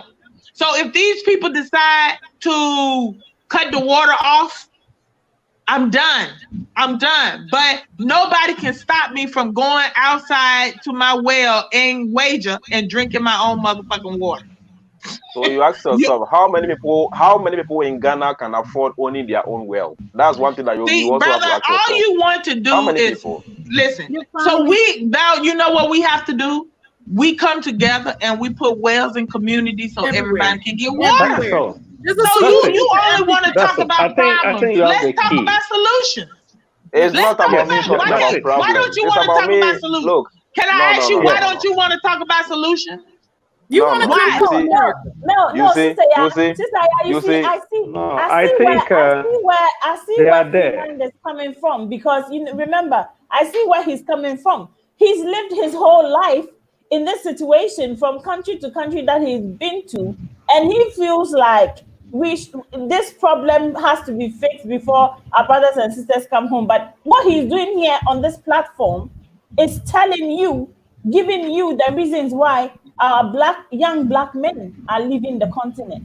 Can I say something? He's actually telling you the realities we're living now, but what he's trying to say is, don't blame the white man for your problems. And that has been the scenarios. But Freeman, it is the same white man that gives your governments the loan and put restrictions on employing people so that in the end, jobless people cannot afford their own wealth.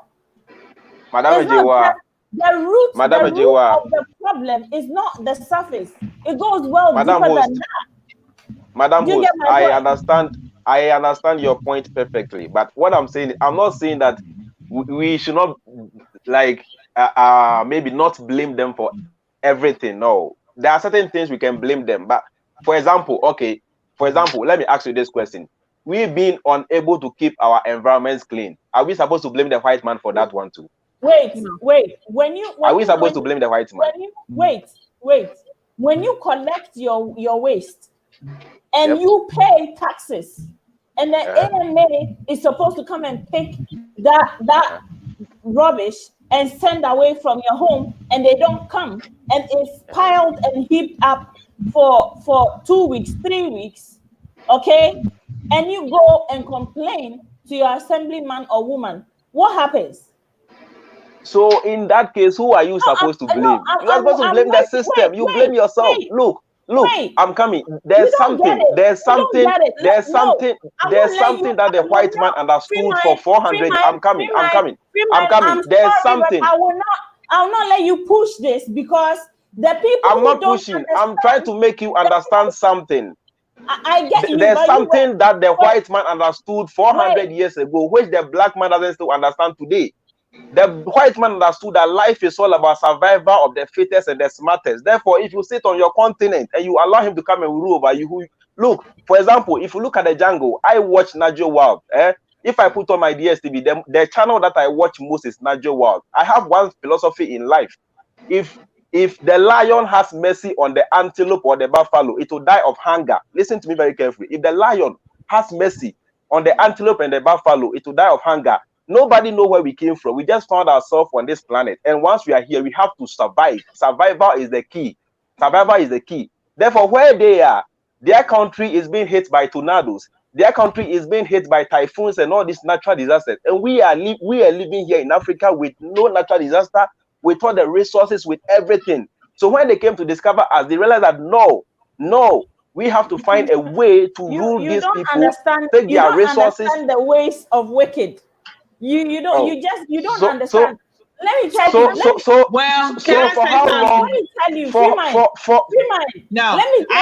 Can I agree with my brother right here? I want to make a point. I agree. Because guess what? He's making a valid point. And that initially we were trying to be good, nice human beings. But now it's been centuries, and we should recognize that these people don't mean us good. So he has a point. He has a point. At what point? We have to recognize by now. At what point?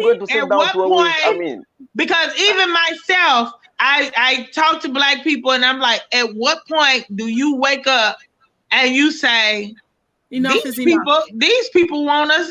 These people are trying. I mean, it's been centuries. At what point do our people come together and say, my God, they're trying to kill us? You understand what I'm saying? Like, so I understand what he's saying. And we do have to take some. Yeah, I understand what he's saying, because we have been programmed to think the way he's thinking. That it is our fault because we are doing nothing. No, that's not what he's saying. Yeah, what he's saying is, why don't we wake up and stop it? Is what he's saying. That's the point. We have to act now. This is the time to start everything. Why are you not doing it? It is your fault. I heard him say, Sister Jewa, Madam, I can push you to the ground. If I push you for you to fall, it becomes my fault. But if you fail to wake up, or if you fail to get up, it becomes your fault. You understand? They push us to the ground. It was their fault that we fell. Now, for how long are you going to keep sleeping on the ground and blaming them? I understand what he's saying. He's right. He has a valid point. On this one, I agree with you. But in reference to your brothers and sisters coming home, when you get it cleaned, no. We're coming home. I don't agree with that shit. Because I'm coming soon as they open up the borders. I don't care what he's saying. Come. I'm here. I welcome you. Just come home. Just come home. I welcome you. Just come home. That's the only thing I disagree with. I understand what he's saying. I understand what he's saying. And fight for our citizenship. That's what you need. He must also understand. Free mind. Yes. You must also understand that the white man never left Africa. If you don't understand this, then we are going to have this conversation in the next 10 years. That's true too. They never left. They never lifted their foot off your head so you can get up.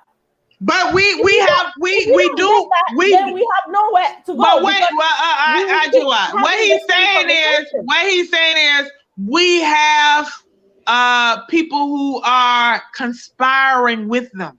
Yes, that's what he's saying. Exactly what I'm talking about. And I say we have leaders.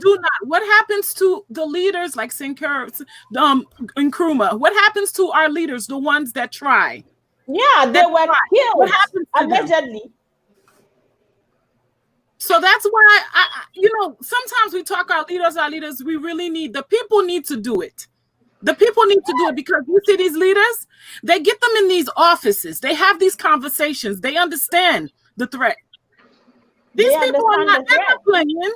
They're using all kind of devices to control these people. Sometimes it's not money. Sometimes it's something that they found out about you. Or sometimes it's just fear that they'll kill your family. These people they're not human beings. You don't know why some of our leaders don't do the things they're supposed to do and what duress and what conditions are put in front of them. So that's why we have to keep in mind, because we keep saying these people are vicious. But look at the 1 or 2 or 3 leaders that we have had that has stood up. They killed them. Now, it's been more than 1 or 2 or 3. Yeah, you're right. But listen, okay. Yes, I'm back. Brother, can I say? I'm gonna stop talking because I'm getting ready to go. I want to tell you this on behalf of us in the diaspora, and on behalf of your sisters and brothers and your cousins.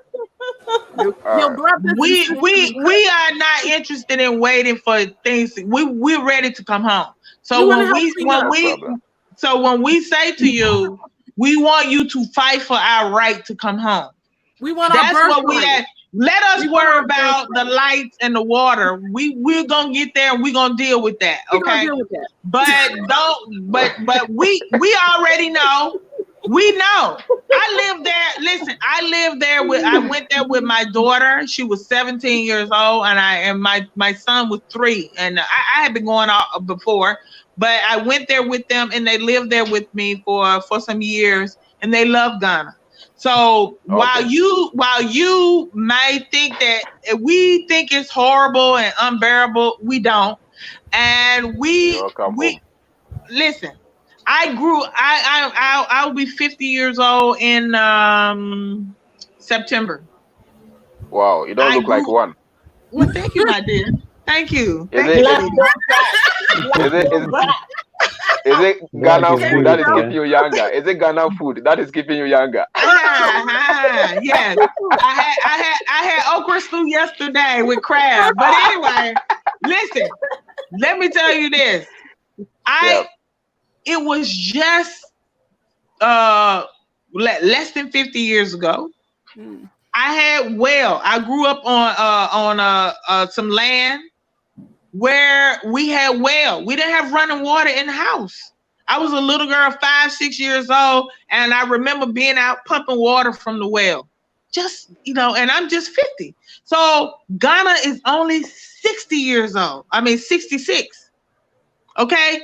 Ghana, the colonialists did not do anything to develop. Ghana got its independence before the rest. Ethiopia never was colonized, but Ghana was the first to get its independence. So the country of Ghana itself is only 66 years old. I'm almost 50.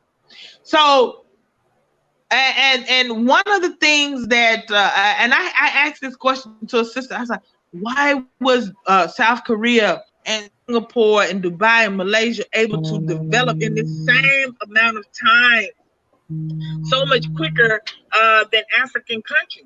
And she said to me, they were able to keep their culture intact. They totally destroyed African culture, which is what has kept us in such a, that has us jacked up. They got us over here with Muhammad. They got us over here with the white Jesus. They tell us that everything. Now, we are the mothers and fathers of civilization. And let's be clear.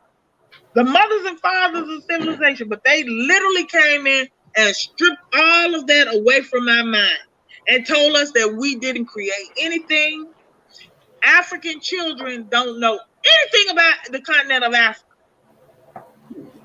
They are still teaching in the schools in Africa. My children went to school in Ghana. They are teaching children from a colonial mindset. They're not teaching. I know people in Africa right now that don't know Egypt is in Africa. How do you explain that?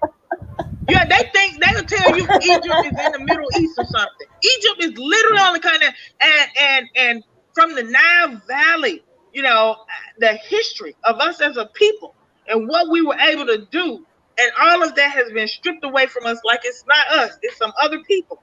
You understand what I'm saying? So I have to say this, Sister Ya. When you look at the African map, They're encircling like a virus. They're encircling Africa little by little by little, because all of it used to be us. And now they're in the north, they're in the south. You know, they got us in a little circle. Eventually, you know what's gonna happen? They're gonna do to Africa what they did to the Indians. They're just gonna take it over, because we had all of that. We were in Europe before. All of that was us. They've just been pushing and pushing and pushing us and now all this land that these other people are sitting on, that's African territory. Yes. So I don't know. I don't know if you guys will be able to understand me, but you see, I am coming from a point. What I want to say is, in as much as they try all they can to bring us down, they do that because where they are is harsh. So they want our resources to be able to live good life. They want our resources to be able to develop their countries. You understand? Now, when we also learn to wise up, when we also learn to wake up, in my language, in my local language, there's something we say kwasia any tiana agrogu. It means if the fool becomes wise, there's game over. You understand? If the fool becomes wise, there's game over. So if we are also able to come out of this delusion and this mental slavery and stuff like that, I think it is going to be game over, because they will realize that now we have become wise. So when they are dealing with us, they are going to deal with us with intelligence. You understand? They are going to deal with us with intelligence. That is why some of us, if we check my YouTube channel, I am propagating that Africans should be able to come out of mental slavery, to put religion aside and put all these things. Madame Ejewa knows me very well. That is what I do. And that is the most difficult thing to do, to be able to convince a black man that he has been fooled. It is easier to fool a black man than to convince a black man that he has been fooled. It is not an easy task. You can take 10 years to preach one message, and you'll be able to change only 1 or 2 black people, because we are so adamant and we are so resistant to change. It's true. You're not lying. We are so adamant and we are so resistant to change. We don't want to change. My own family, whom I love, would die for. My family think I'm some antichrist because I'm trying to tell them that this religion thing is not real. But guess what? It has been years, but 1 or 2 of them are finally, and they sneak and tell me, "Oh, you are right, you are right." but they don't say it out loud for the rest of the year. They don't want nobody else to know.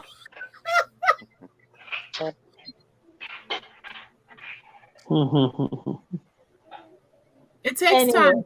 It takes time. Yeah. You say, because madam, even what we know as almighty America today was equally colonized. Australia was colonized, like you said, Malaysia was colonized. But today, look at them. They have moved on. They have moved on. For how long is it going to take the black man to move on? Did they destroy their culture? See, that's the thing. Even India, they did not destroy their culture. Listen what I tell people all the time. When they have these G4 meetings, these summits and all of this, everybody go with their traditional clothes except African. Look at how the Arabs, the Saudis, and the people from UAE and Bahrain and all that, they go with their traditional Arab clothes on, but the Africans will go with suit and tie. What the? Yeah. So why was it so easier to brainwash and convince the African man that his own culture is evil, but it was not easy to convince the Malaysian man? That is what I'm saying. That we have to also look within and see our problem. What is wrong with us? We have to see within and solve our problem from within. I don't think that they went so hard on those people's culture like they did out. I don't think they went on a mission to destroy those people the way they did it. Because you have to remember, we are the original people on this planet. We are the true custodians of this earth. And I don't know if you know that. The original people created by God herself. We are the custodians of this planet. And it is imperative that they keep us down, because if they keep us down, they can control the planet. So they had to go harder on us than they had to go on anybody else. And you got to remember, they're not not just them going hard on us. Everybody else is going hard on us. That's how they keep themselves safe. I gotta go, guys. It's been a wonderful conversation. I got a lot of people texting me, calling me. I got to get to some of these things. So, but thank you all for having me on. And it's been a great conversation. Thank you too. Thank you. All right, y'all take care. Okay, bye. Thank you so much, Sister Ya. We enjoyed you. But you see, I just want to interject this. Okay. My brother Freeman, don't you think that so many people before us have thought the same way you were thinking? Well, and don't you think, let me add this on top, don't you think even leaders, even puppet leaders, so-called puppet leaders, at a point have not seen their people suffering and they want to do something about it? Have you ever been? Maybe. Wait, have you ever been in a cabinet meeting? No, I've never been. Have you ever been in a meeting with the so-called development partners? I have not been in a cabinet meeting or any of the things you are saying. Wait, have you taken your time to study when Ghana gained independence from the beginning? The reasons why Achampong introduced the Yenchia policy. Have you taken your time to even understand what the political culture of our country has been? There has been leaders who have deliberately downgraded and devalued our currency so they can receive praise in the Hall of Fame in Europe. And people have done horrible things. Wait. Yes, let me, with that, who do you blame? That is my point. Who do you blame? Is it the white man or yourself? If you cut me off, I can't. Look, if your puppet leaders refuse to do it, they will come in and do it themselves. So quit defending anybody. They came in and did it before.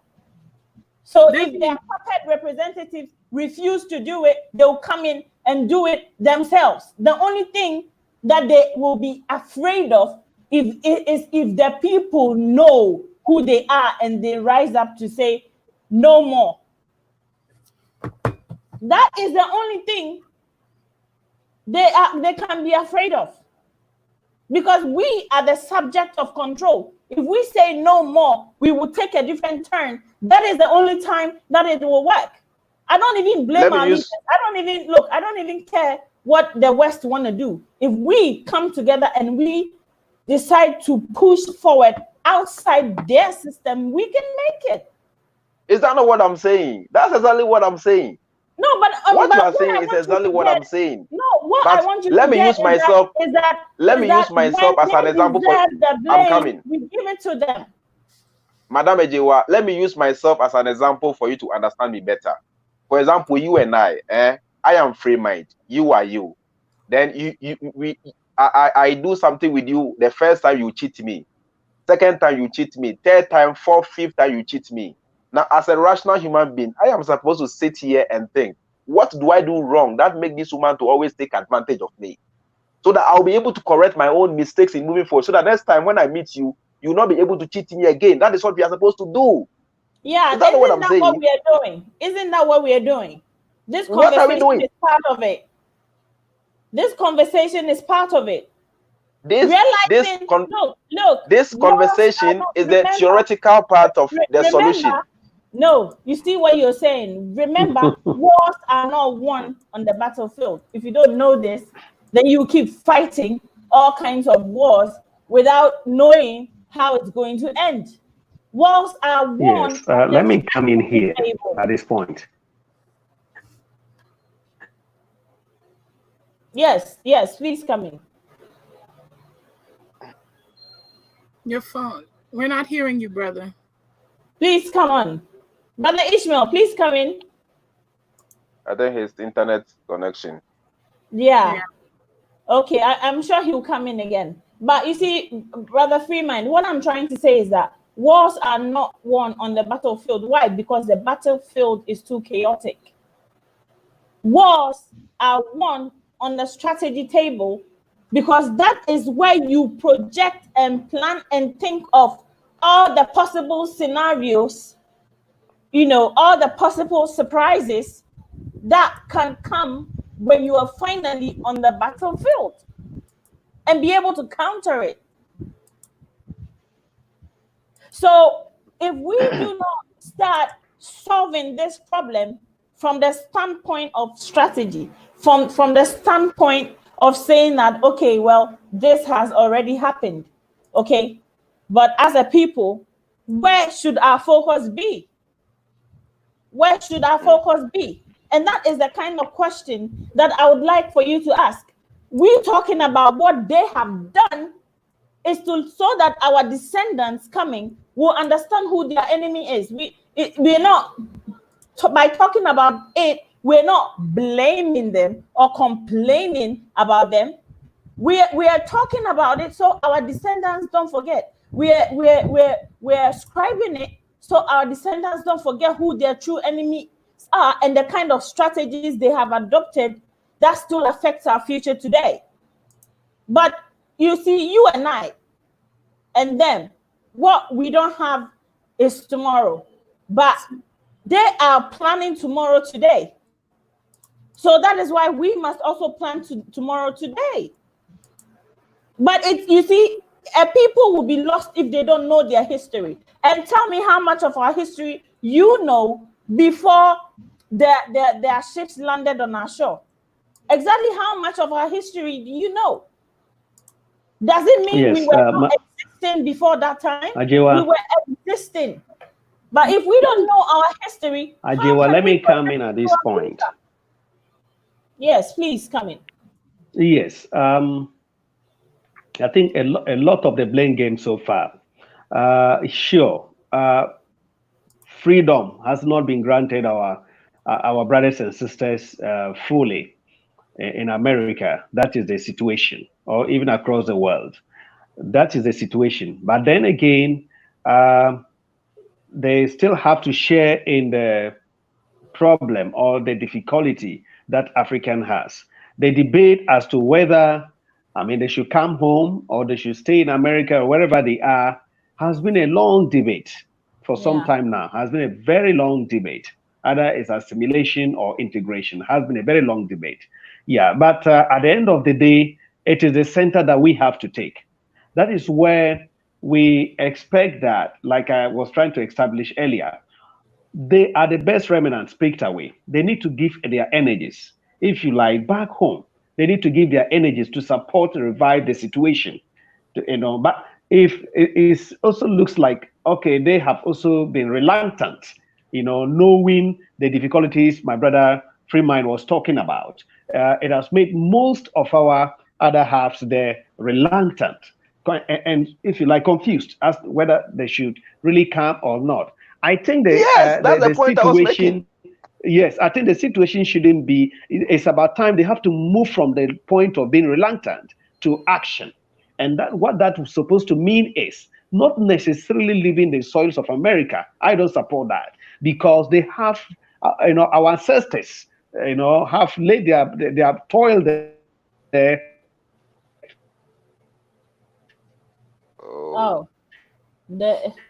I think network. They don't necessarily have to leave. It's a network, but he was starting on a point, and sacrifice their blood to build a academy. There is no need coming back, just packing bag and baggage. The thing is an ideology. It is about reconnecting through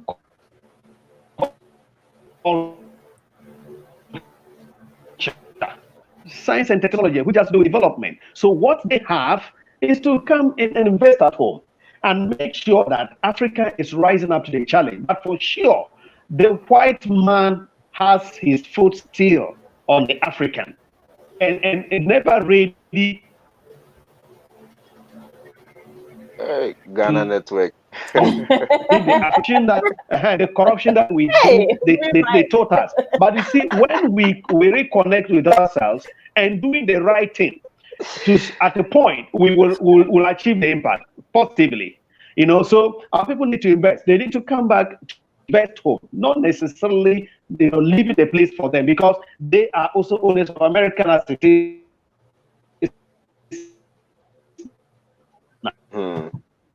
It's really bad, the connection, but I think what he said. So but I think he has made a really good point. Resources that they have made America, and you are not ready to invest in Africa. You are not ready to invest in Africa, knowing already the vulnerability you have left behind, or they have taken away and left behind. Then the Chinese takes over, and then they still perpetuate the situation. So, in fact, there have been a lot of education I have had so far from this program. I didn't know that the freedom they even talk about, after all, is not that much granted. So fine, this is the kind of education that they know already, and the continent we don't have full grasp of their situation there. So they need to be proactive, actually, than us. And just like that lady is saying, Rosette Aliyu just said, some of us will reintegrate, and some of us will not, and some of us will go back and forth. But this needs to happen. What we need to happen first and foremost is our brothers and sisters in Africa start preparing a place for us and making sure that exactly. I'm vindicated. So we need to take that. I'm vindicated. We need to cover that gap. And so yes, we have been traumatized. That's what I was saying.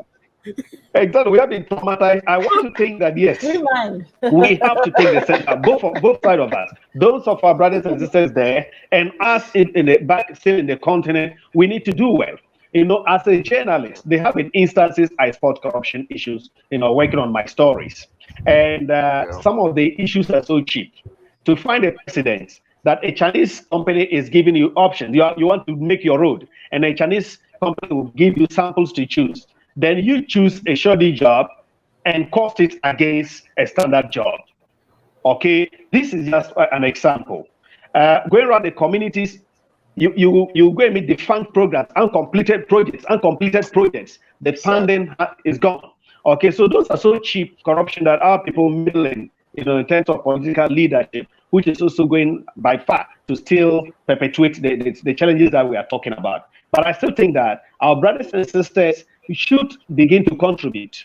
Let us feel your impact, no matter the situation. Don't judge the situation. Okay, the people don't like us. When we come, we have that's your home. So if you turn back from your home because you have one challenge or the other, it won't work. But I love the panelists, on this project. It's like program. It's like all of them seems to be thinking that yes, no matter how home is, we agree to come. If you can get majority of us think that way, I think that will solve the problem to a larger extent. But I know that the white man, even few of them I have worked with, even in Africa here, they are terrible. I must confess with you. Few of them have worked in Africa. They try to play your intelligence. They think you're a fool, and then they do all that. Few of them have worked I've worked with Belgium. I've worked with a number of them across the continent, the globe.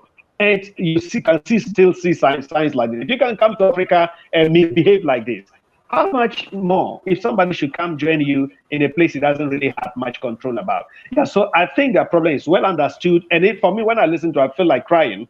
I mean, I can live in that situation. Live in a situation where you don't have your integrity. Live in a situation where you're not classified as a full human being. I can live in that situation. So to that extent, I pity them, and I feel like shedding tears when they were narrating the instances.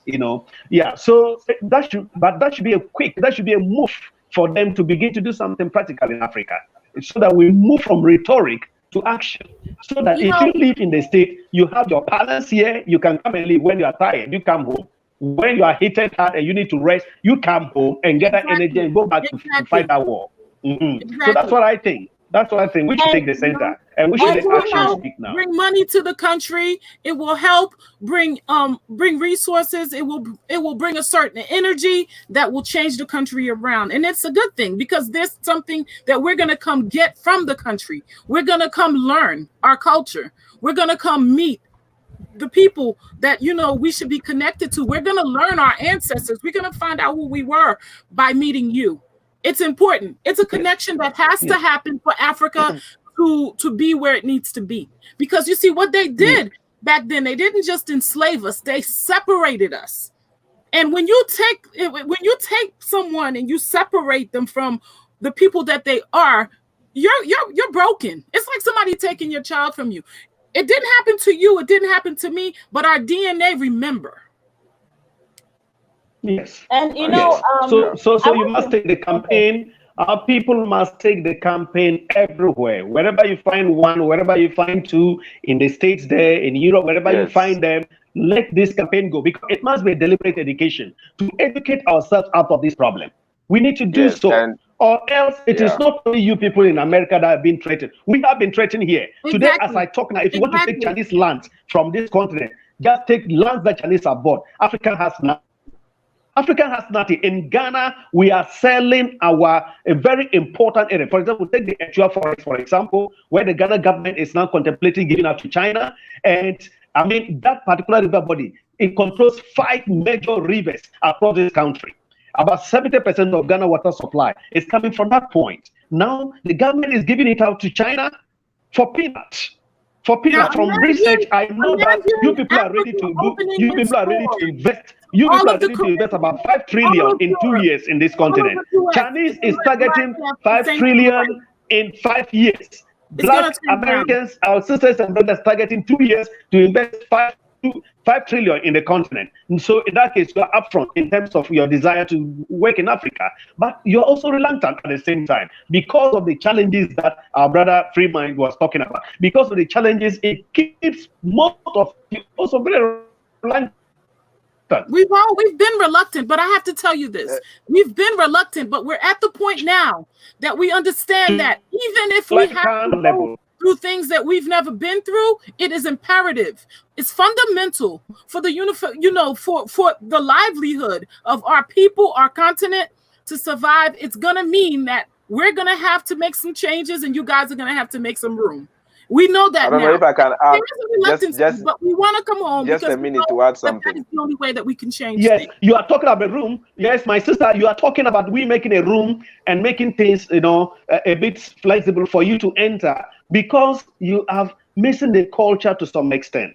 You see, this is Africa for you, where when a brother is eating. In fact, in my back home, at my village, when you are in the compound house, we have compound houses where you can have about 50 people living in a compound house. When they're eating, they don't invite you. Not that they don't want you to eat the food, but they know that you're already part and parcel of it, and you need not to be asked to join the meal. That is African for you. Yeah. And that's what we need. Now that space you are looking for in Africa is a place where you grow. Your father will ask you, go out there. You are a man, go out there and struggle for yourself. That's Africa. That's the kind of nature, that's the nature of the continent, your continent. Yeah. Okay, so you need to come home knowing and believing that yes, this is the culture, this is African for you. You need to push your way. If you don't push, you are not going to get away. I know for sure. If you don't push, I know people who have come home and they try to work. A man lectured me. He came from Australia. He lived all his life in Australia. He left Ghana during Nkrumah's, came back to Ghana, lectured me for 2 years, and went into politics. It's now late. When it was, I believe in him because I listened to the philosophy he was chanting out. He got just 2 votes, and he had 2 PhDs by then. And when he went for an interview, they say, "How did you manage to get 2 PhD degrees?" It's like, okay, sidelined. You see, so definitely that's the kind of struggles you will have to come and confront. But come home knowing that, look, this is your place, so you have your birthright. We're not okay. So that let me just you are strong in your mind already. You are strong enough. You believe in that. Yes, you are part and parcel of this one. You are not a stranger in this one. It's just a matter of putting the dynamics around it and going through. With time, you become used to the system and push through, so that whatever good you now have to bring on board, then you can start to churn it out. So you must start at a point. It's not bread and butter here. There's no sweetness here. You must create it deliberately. So we need to churn this education out. Let everybody get this at the back of his mind. And so when you are coming home, as I see you, I really cannot tell the difference between you and my mom and my sister or my wife. I can't tell the difference. You see, I just see you as such. So when you come, and maybe your accent probably will give you out from where you are coming from. You are with me, and so you can struggle equally for the same thing I'm also looking for. So the opportunities are scarce. And it's difficult for the average African youth to access these opportunities. And so when you are coming in, definitely somebody want to cross your lane, and then somebody want to push you, and that kind of stuff will be there. But come on, knowing that, yeah, this is the nature, this is the situation. We're not planning on coming empty-handed, brother. We will be coming, but we're not coming empty-handed. We're not confused. We understand the situation in Africa. You know, there's youth. For just a minute. I don't know if I can chip in this. For example, if you take the year of return, if the year of return supposed to be a national program, yes, a national program. Unfortunately, it became political. Political in the sense that the current government think, okay, this is an idea we think we have originated, and so they just cut it at the political level, and so it's difficult to get the whole nation involved. This is a country, you have more than 2 political parties, 2 major ones and others. Now it's like 50-50 affair. And so one side of it say, okay, this is ours. The other side says, okay, we don't want it to succeed, so these people score point. This is where the issue is with the year of return, for example, in Ghana. So that's why you may not be able to get a national attention to that extent. So you follow it and think that, yeah, this mega, it is a brilliant idea. But the government has to make it a national issue. And so when you are coming, you fall into hands. And ironically, and very shocking, they put the office at the presidency, at the office of the president. And when you people want to see them, then they start taking monies from you. Before you can see a president or you can see a dignitary, people that matters to discuss issues of investment. And so it becomes difficult. So it's unfortunate. It's politics. It's politics. The kind of politics we play here. It's unfortunate that way. But I still think that there are other windows you can push through. For example, as a journalist, having traveled extensively within Ghana, I deal with the rural folks because their situation touches my heart so much. So I feel that they should be given a voice. So I decided I have the passion of telling community stories. You're breaking up so much, brother. It's hard to hear you. Acquisition of land, you don't really need to see anybody. Ishmael. Hello, Ishmael. There are landowners. That's the kind of network you have when you come home. That's the kind of network you have when you come home. When you know the tradition, you are free. We'll bring the internet. What you must know. Once you know the culture of the people and know how we're gonna bring some internet. Good one. Yeah. Good one. Ishmael. Hello, Ishmael. Hello, Ishmael. Can you hear me, Ishmael? Yeah, the internet. Yeah, I think he has. The network is simple. The network. Yeah. Hello, Ishmael. Ishmael. We don't hear you. Hello, Ishmael. Are you getting me? I think you have to call back in because your network is we're not hearing anything you're saying. Okay. Ooh, what I'm saying, can you hear? It's breaking up. It's breaking up, so we can't hear you. So I think you need to leave and come back in. You need to leave and come back in. Yeah, it'll be better. Can you hear me? It's still not. It's choppy. It's choppy. You have to change your location, or you have to call so he could come back in because I don't think he can hear us. Let him out so he could come back in because I don't think he hears us. Yeah. Mm-hmm. Can you get me now? Okay. A little bit, but you're still frozen. It's still going to get choppy because you are still connected to the same broken line. So you have to end the call and come back in. Can you? Is it okay? Okay, I think this is better. You think so? He looks frozen. Can you get me now? Yeah, he's still frozen. He has to exit. Tell him to exit. Please, you have to exit and come back in. Get me? No, you have to exit. Okay. Exit and great. And come back in. Yes. Let me add something to what he was saying about our brothers and sisters coming back home. It's good. I mean, we are here. If you have our brothers and sisters to come and join us here in Africa, it's good. But one way through which they can come to Africa and feel at home, one of the ways is especially through marriages. like that woman. Sister Ya. Yeah, Sister Ya is married to a Ghanaian. You understand? So she's feeling at home. All her days in Ghana, she has felt at home because she's married to a Ghanaian. I don't know when they met, whether in Ghana or outside, but at least she's married to a Ghanaian, so she's feeling at home. But here we are. If you are to meet maybe a Black American on the internet and maybe begin to chat with her and begin to talk the issues of marriage with her, most of them doubt you. Why? Because they feel you just want to use the channel of marriage to come to America. And why do they think that way? Because they know Africa is not good.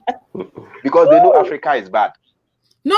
Because we have lots of Africans, just like Haitians. I'm Haitian. We have people coming on the boats to come here. So most of the time, why are they coming? Because here is bad. Because they meet men here from Africa or from Haiti or from Jamaica that marry them just to get papers. It's not something. It's not just Africans. It's Jamaicans. It's Haitians. It's a whole bunch of Jamaica is the same as Africa. It's as bad as Africa. There's no difference. So that's the thing. Would you want to marry somebody that just wants to use you for papers? Ajiwa, can you get me now? Would you want No. that? No, I will not marry somebody for papers or marry somebody just to come to the US. There are people that do it. Ajiwa, can you get me now? See? Yes, we can hear you now. We can hear you, Ishmael. Okay, so can I make my point? Yes, please. Okay. Can I make my point? Yes, please. You can, please. Yes, I'm saying the mood of entrance is where the issue is. So, for example, if one is coming in Ghana and wants to make investment, you will have to know. I mean, for example, let's take land. You have to know how lands are acquired in Ghana. You will have to know that, so that you don't come in and probably fall into wrong hands. And I was saying that if you take, for example, the year of return, there has been a lot to be desired from it, in a sense that it's a good program and calling for our brothers and sisters to come back home to invest. And I was also citing that from research, I know our other parts in the diaspora are prepared to invest about 5 trillion in the continent in 2 years. And China wants to do the same amount in 5 years. So clearly, our other parts in the diaspora really have Africa. They are emotional about Africa because it's their home, because it's their continent. Yet, most of these projects do not go to them. They rather go to other people because of political system. For example, the office of the year of return is at the presidency.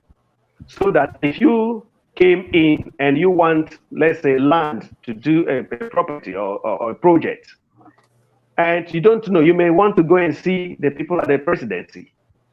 And when, after the year of return, the issues came up where they have been asked to pay monies before they could see whoever they want to see. And that was unfortunate. And I say that this happened is one of those challenges that they should be prepared to meet. But normally it will happen because they don't know how to enter appropriately. So that if you know the data surrounding land acquisition in Ghana, it should be easy for you to know where to go immediately you arrive in the country.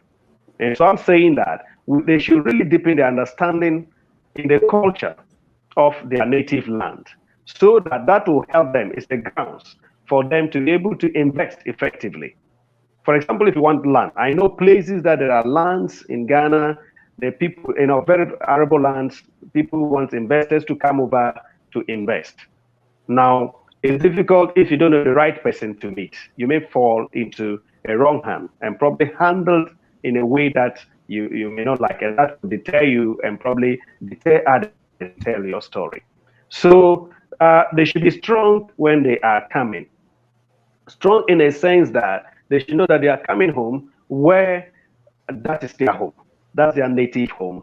This is where they are being recognized. And I say I cannot live in the situation they have been in for all these decades, where you are considered half a human being. Your rights you are being denied a basic human right to some extent, being killed and brutalized. And so when I hear the stories that they were churning out, I got shocked that it is still that serious. Okay, so they should make Africa their first home and make that place their second home. They can always decide they can choose to come here, rest, gather energy, and go back to face them.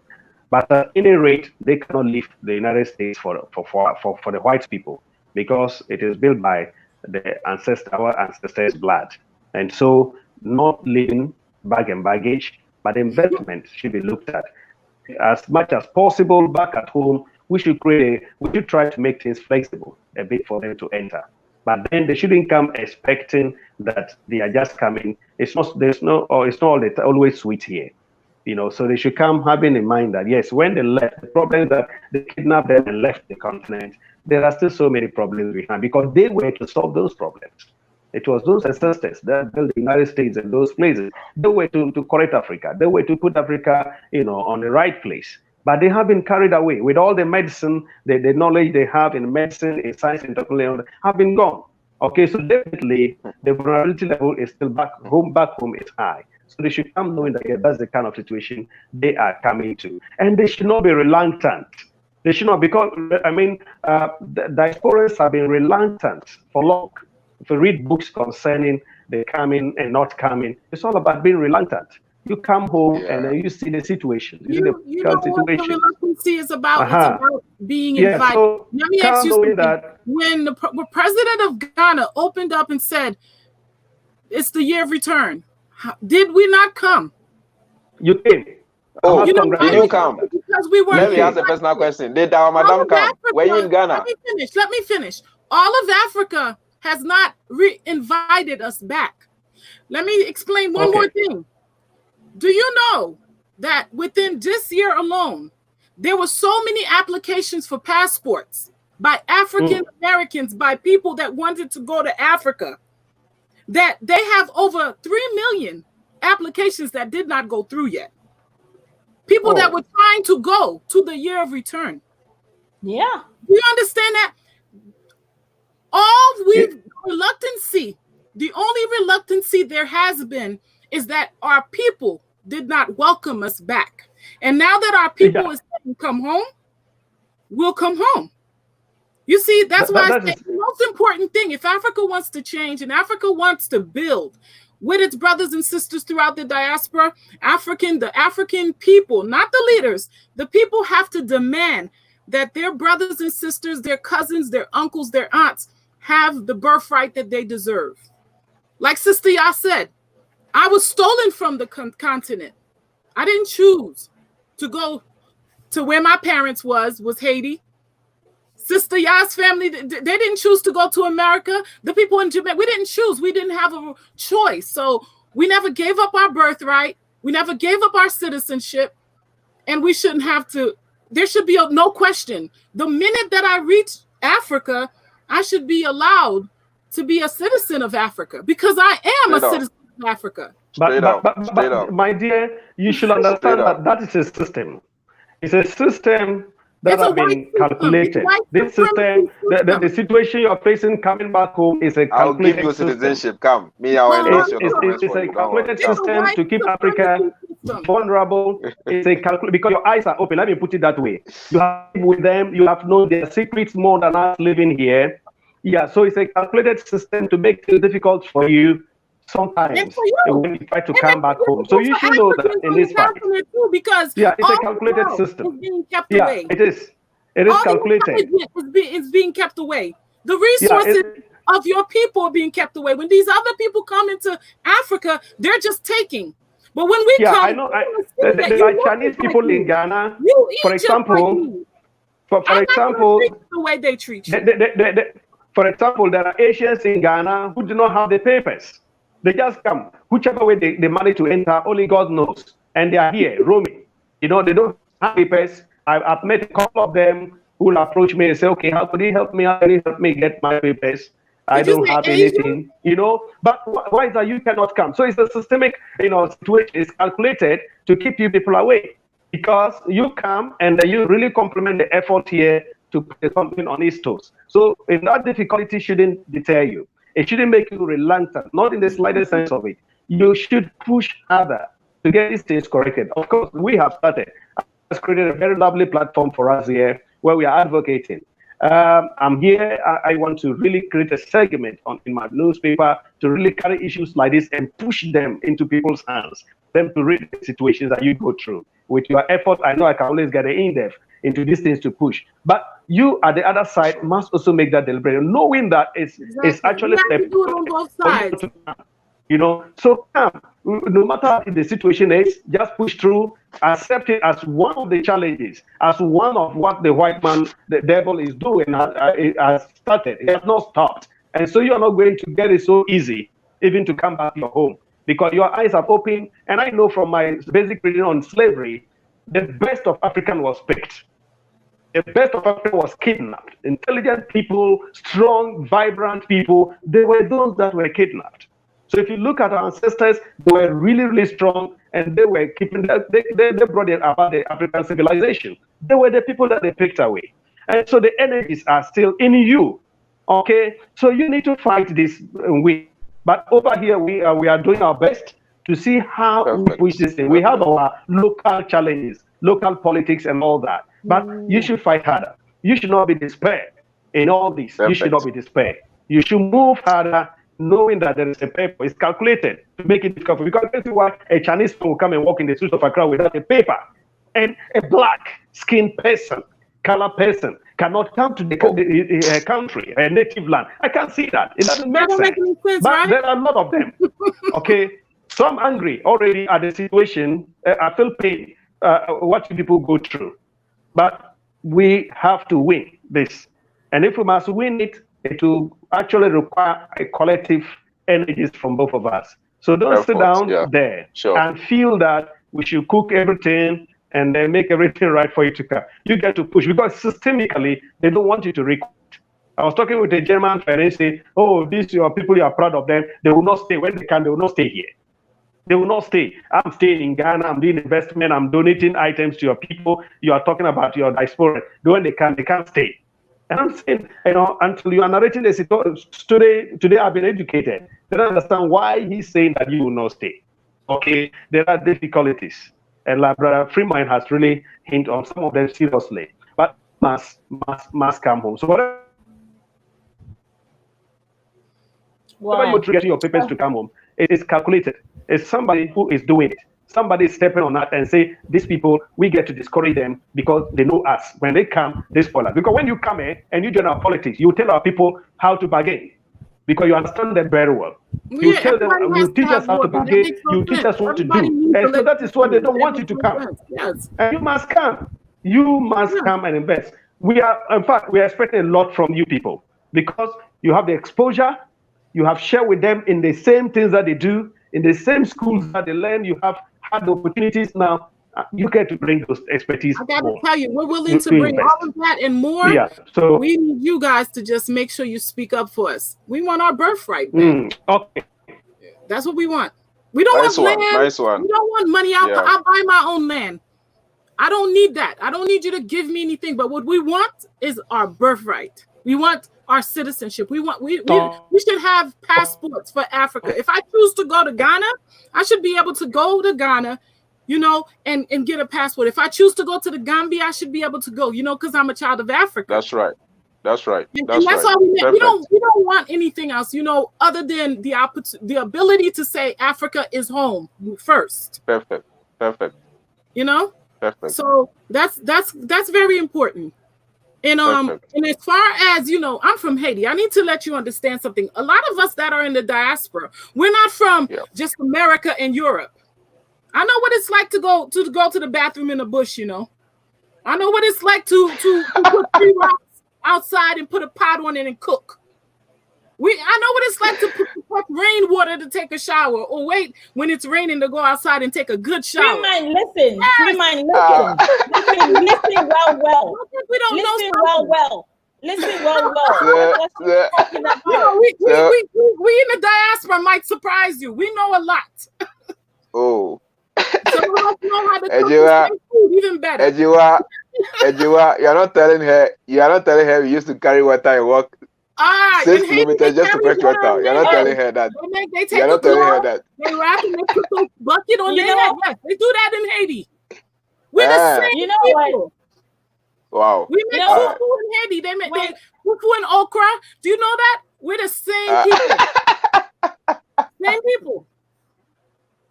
You know what? When I see white people come to Ghana and they want to go to the lorry station and sell water because they claim to be amazed that our people are carrying things on their head and they are so graceful and they're so whatever. But at the end of the day, you know, that is a story that we must all be able to tell. That is the story. It's not, for me, it's not a story about carrying things on your head. It's a story about, you know, where we have come from as a people. It's a story of a mother making sure that she will carry things on to go and sell so her child doesn't starve. It's a story of a resilient people that we work with everything. When we had our science and technology intact, we were gods and goddesses. We were called the Anubis. We were the god people. Okay? When we got defeated and scattered through the world and landed here in sub-Saharan Africa, and we came to meet nature, we did the best that we could with nature. You get my point? So we are actually the people who are the most adaptive. We are the most adaptive race. We are the people who are the most intelligent, because what people have put in books somewhere and they call civilization is really what is killing our planet and what is killing us today. Exactly. We used to have our ways. We used to be able to progress and develop and still deal well with our habitat, with our planet, and everything that was within it. We understood that there were days we didn't go to the sea because the sea needed to replenish itself. There were days we didn't visit the rivers. We're not taking care of it like we should. Yes, there were days we didn't visit the river because, you know, it was a way to allow nature to reclaim itself of what it has blessed us with. It has given to us. We are the only race that has not, you know, plummeted and just grabbed and just, you know, displaced. Look at the kind of machines they're sticking into the core of this earth to get their oil and fossil fuels. When we stopped walking, what good has that done us? When we stopped walking, what good has that done to us as a people? Poor health. Just poor health everywhere. Yeah. We had our systems. We had our systems of sending information. We had our systems of communication. They didn't come to teach us communication. What happened to all of that? They took it. Our ancestors, they took it with them. Built the ancient Egypt. They built it. What happened when they conquered our people? They burnt down every single library. You think they burnt those books? They kept those books. Yeah. They kept the books and then they burnt the rest of it. They burnt the structures. They took everything out of it and burned the buildings. They didn't burn those books. That is why education is very important, because most Black people don't even know their history. You know, where would they find it? Where? Those days in schools, we are being taught about European history, American history, World War Columbus and George Washington and what have you. You understand? We are not being taught about nonsense. Those yes, we are.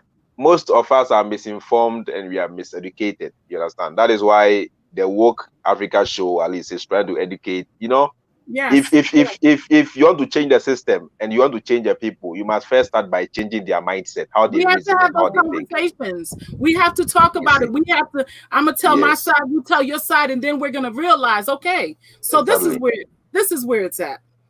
This is what we're dealing with. That is how So, we will be able to change and educate the next generation. Like in the advanced countries now, I learned these days, or now, you don't even teach religion and these things in schools, right? I don't know if I'm right. Keep it out. Yes. Keep Why? it out of the school. Yes. Why? Because they have seen that it is useless, and they are trying to change a new generation who will not be brainwashed, who will not come and who will not grow up to think there's But some they God still want up the there who is going to solve Africans their to have the problem. Bible, though. They want the Africans to keep the Bible. You see? no, And the Africans to keep reading the Bible. You see, and we tell our brothers and sisters down here, we tell them the truth and they fight us. Look, ever since I came on social media to propagate the message, if I tell the number of friends I've lost, you'll not even believe it. I believe it. I even lost. You don't care I about even that. lost. I even lost my own girlfriend because of this message. I'm telling you, I even lost my own girlfriend because of this message. Yes, that is how you see. Don't worry, you're gonna get a powerful woke. Maybe woman if you're lucky, one of us to make you happy. Straight up. Okay. Straight up. All the gorgeous ladies watching this know you're single now. That's why you need to have them open ladies, the door. go to his channel. Straight up. Straight up. Go to his channel. Straight up.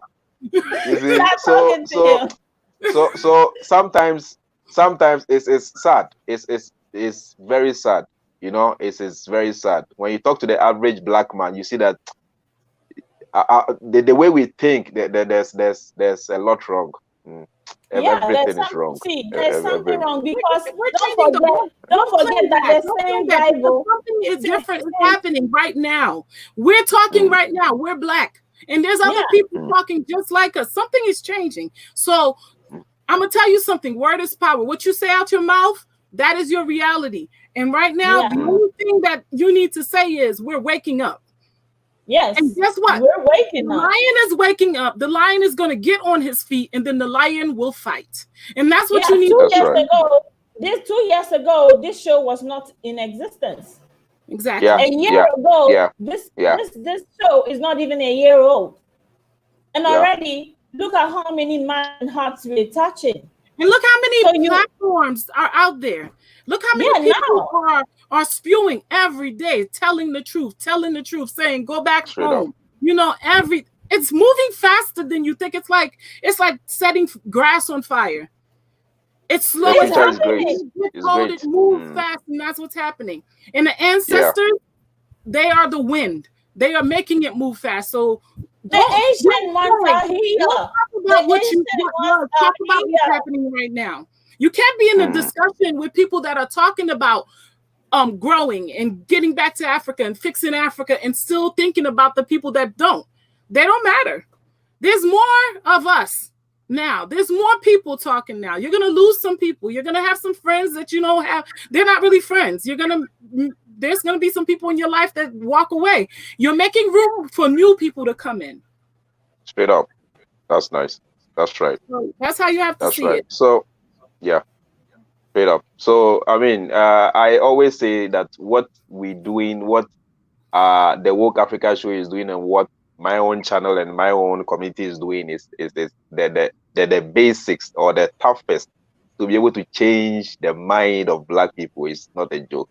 You guys are doing work in Africa, and we're doing our work up here. We're all doing it. See, let me just tell you guys something. Yeah. The ancient black Egyptian god called Atum is back. The ancient ones, listen, guys, this is spiritual. Just tune into it and make it happen. The ancient ones who gave us the power to rule the land, they are back. The ancient ones are with us. Don't take what is happening to be a joke. Don't take it to be something we're doing out of work. We're not alone. No. There is change in the air. The ancient ones are back and they're raising warriors within our people. It is our time to rise. And that's why you see so many African Americans saying, I want to come home. It's not something that they are controlling. It's something that you wake up at 3 o'clock in the morning and you feel like, oh my God, I need to go to Africa. I need to go. I get up at 3 o'clock in the morning and I'm online looking at different countries in Africa. It's like I can't sleep, you know, because there's something inside of me waking me up saying, okay, you know, you need to go. You need to go home. You gotta come to Ghana. Ghana is a good place. It's happening to a lot of people. So you see, there was a time when Black people used to say, "I'm not African." You know, I'm not from Africa. I was one of those people too. If you are picking a country, never bypass Ghana. Ghana is the best place to be. There was a time for that. Ghana is the best place. You used to say, those African Americans, those are not my people. You see, we're different people. Freeman, what I think that you and I, because you and I are the Ghanaians in this conversation, and we know that some of our brothers and sisters in the diaspora are even more awoke and ready to confront the problem on the continent than even us, you know, as Africans. Because there's certain things we're not going to take. Yes. So what we need, we're just not going to take it. What we need to do is to share chats like this. The message, for them to realize, because you know, when we come here and we come together and energy, the frequency is high, and we are tapping into higher dimensions, and we're speaking truth like this. It's not everywhere that this happens. This is not scripted. Actually, I think we can try to create a community where our brothers and sisters in the diaspora who have at least are working and are ready to come home together with those people here. At least we can interact and get to know each other. You understand? Yes. We can learn from them. They can also learn from us. We've got to get something of that sort. I come to her show because I want to be a representation of the diaspora, and this is why when I, you know, like if you visit, you come to each other's shows, you communicate, and the people that are watching, they're learning, and they're looking forward to the next conversation, and they're growing, and then next thing you know, they're online looking at countries in Africa. They're thinking, oh man, it's simple as that. It's a simple process. We set the trend. Just like if I start wearing Jordans, everybody want to wear Jordans. If I get an iPhone, everybody in the neighborhood want to get an iPhone. We make it popular to be African by talking positive about wanting to go home. Yes. You talking positive about wanting me to come home, and you know, talking about all the things we're gonna do. You'll see Black people, be it that they're on the continent or they are in the diaspora. They want to go wherever it's hot, whatever's fly. That's what they're gonna do. And what we're trendsetters. Fam, I want you to pay attention to something that I'm about to show you, to tell you that something is in the air.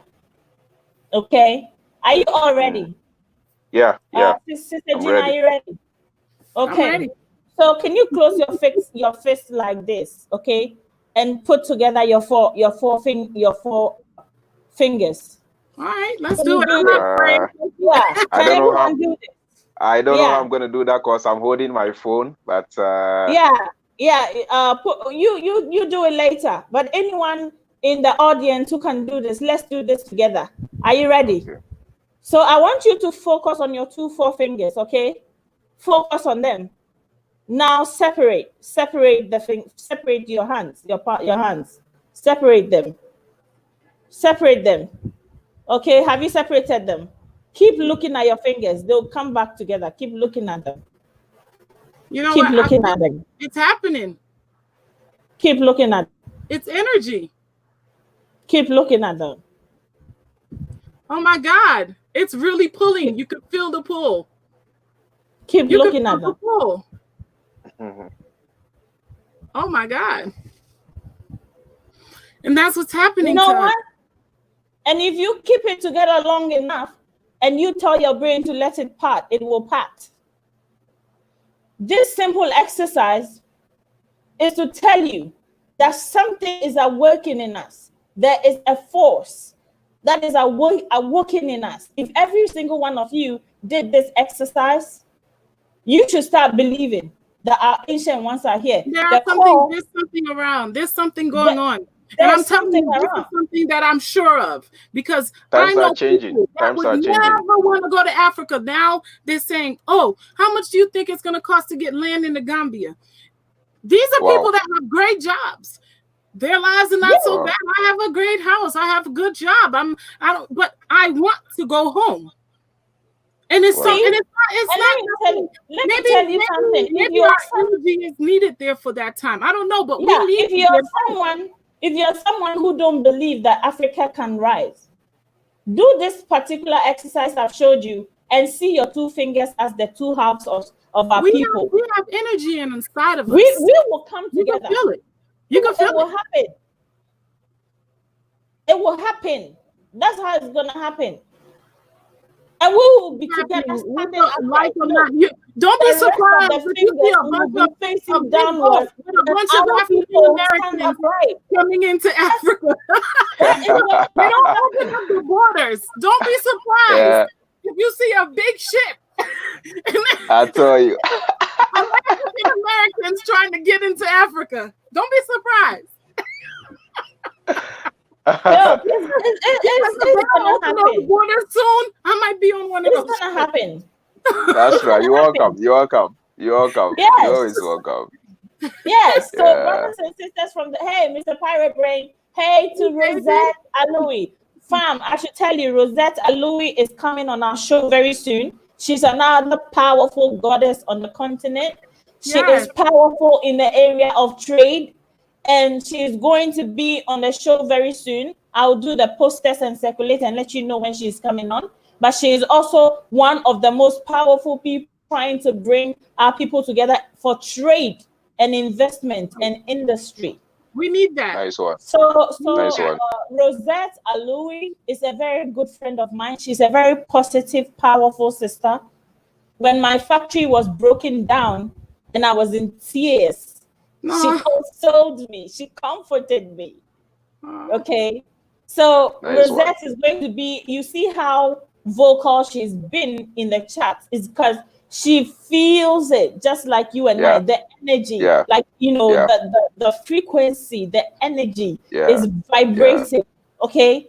It's vibrating. When you wake up, the moment you wake up, you can't sleep. You feel everybody also gets awakened like you. So you go all out to also try to impact the knowledge to others. So you don't really care if you're listening or not listening. You have to tell someone. You have to tell somebody. You don't even care. Let me tell you something. You know why it's so important, especially for we Black kings and queens, to maintain our natural hair? Because you know what happens when you take a pen or paper and you rub it against your natural hair, and you get it close to a piece of paper, it will pick it up. Static electricity. We are existing in a frequency. Our bodies are conductors. So you have to understand that when we tell you that the ancient ones are back, they are existing in a plane. And they're in the fifth dimension, in the fourth dimension, and they are ready. They are hovering over the continent. They are hovering over the continent and our people. Listen, when you look at the ancient Egyptian text, the ancient God, Atum, he's back, okay, with 8 of his people. He's back with 8 of his people. And they are 9. And don't ever think they have forgotten the kind of power that they wielded together with our ancestors in the land of ancient Egypt. Don't ever forget that they don't remember you and I, who we are. Right. You have to stay in your power, people. You have to stay in your power. You have to stay in your power. And you and I, we have a responsibility to talk to our people to wake up and stay in our power. Yeah. Because they downloaded everything. Why do you think these people are chasing us wherever we go and they don't want to give us the room to write? Because they saw what the ancient gods achieved with us. And they want to be us so that they can communicate with the Atoms. But don't ever forget, they have never forgotten us. They have come for us. They have come for us. Don't make a mistake. We are their first love, and they cannot forget us.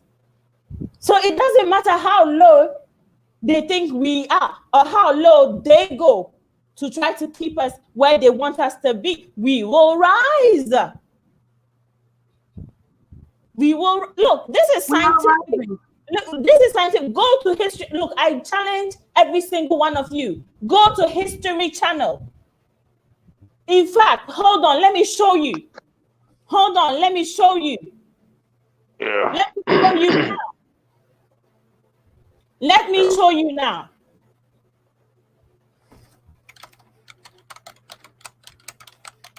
If you have internet, go check History Channel. Their science approves it.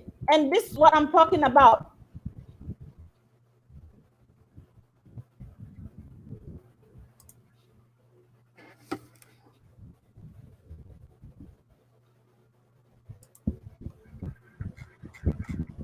I'm going to show you guys. We have to, sometimes we need proof. We need proof. We need proof. Yeah. Sometimes we need the proof to believe. Ooh. We need.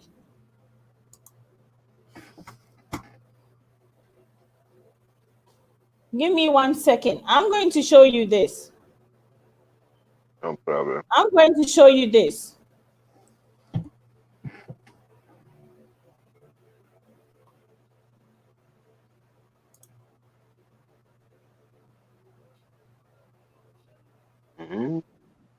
Yeah. So you go to Aliens on Earth. Wait, let me just. I'm on History Channel now.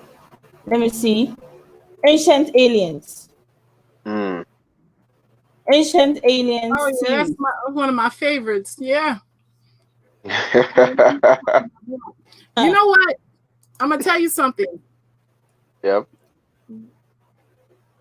You see these people? Please keep talking whilst I try to. They know a lot about us. When they took those books, they took a lot of our secrets with them. But be still, it's all gonna come out in the wash. It's gonna come out. The fact I always that say, trying to get back I always to say they know us more than we know ourselves. You know, they even know us more than we know ourselves. Because most of us are misinformed, miseducated, and we're gonna get it all back. It's gonna surprise them. Yeah. But some it's coming together. We just have to go back to our culture, our spirituality, our own systems, and it's 100%. All gonna come back. 100%. That's right. Yeah, I found it, fam. So I'm going to put it up here, and I'm going to get all of us to watch it. So hold on for a minute. Hold on for a minute. This is going to be the longest video I've ever seen you have. It's 3 hours already. Yes, it's 3 hours already. And maybe when we see it, then we can continue, you know. Or we can continue, because I'm serious. Like, we have to learn, and we have to, like, you know,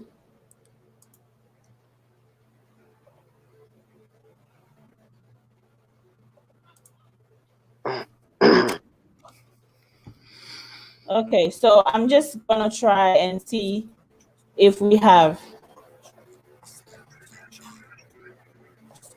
Okay.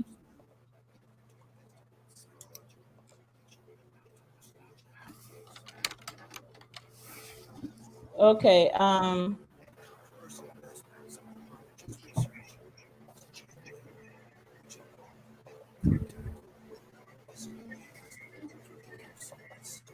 Okay.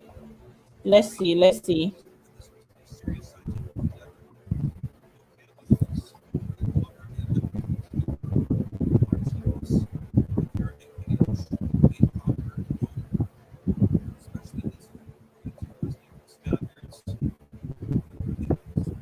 Okay, it's not sharing, but just give me a minute. It I will. think it is, but yeah. Okay. All right. So can you see this? Yep, I can see. Can you see? Yes, I can. I can. Okay. So now we have to share.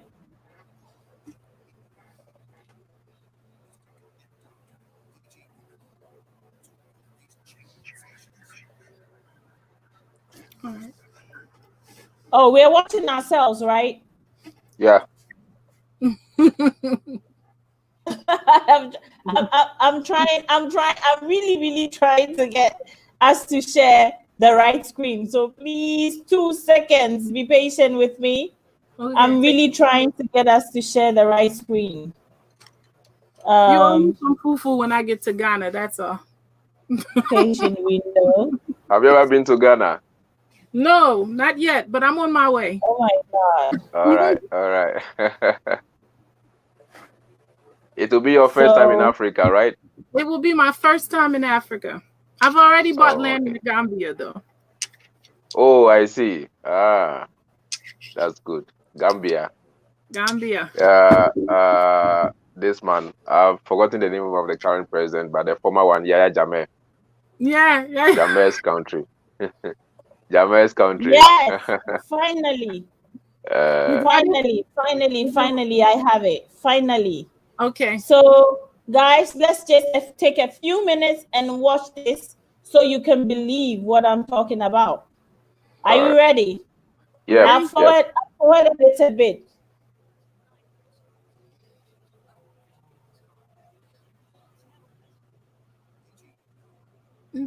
Get the volume up. Okay.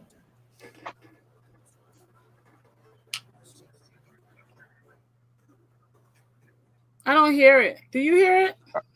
No sound. I'm No not sound. sleeping. No sound? Not on this no end, sound. no. Oh. Let me check the sound.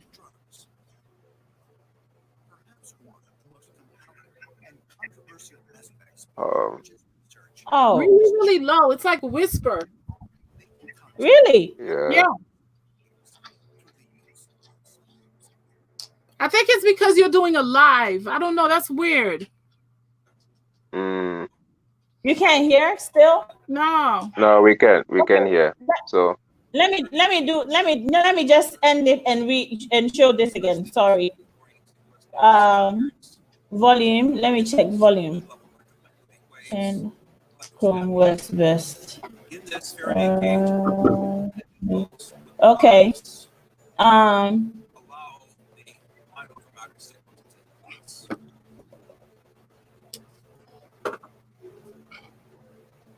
I really hope you hear it this time. If you don't hear it, then we have I'll to try just another post, time.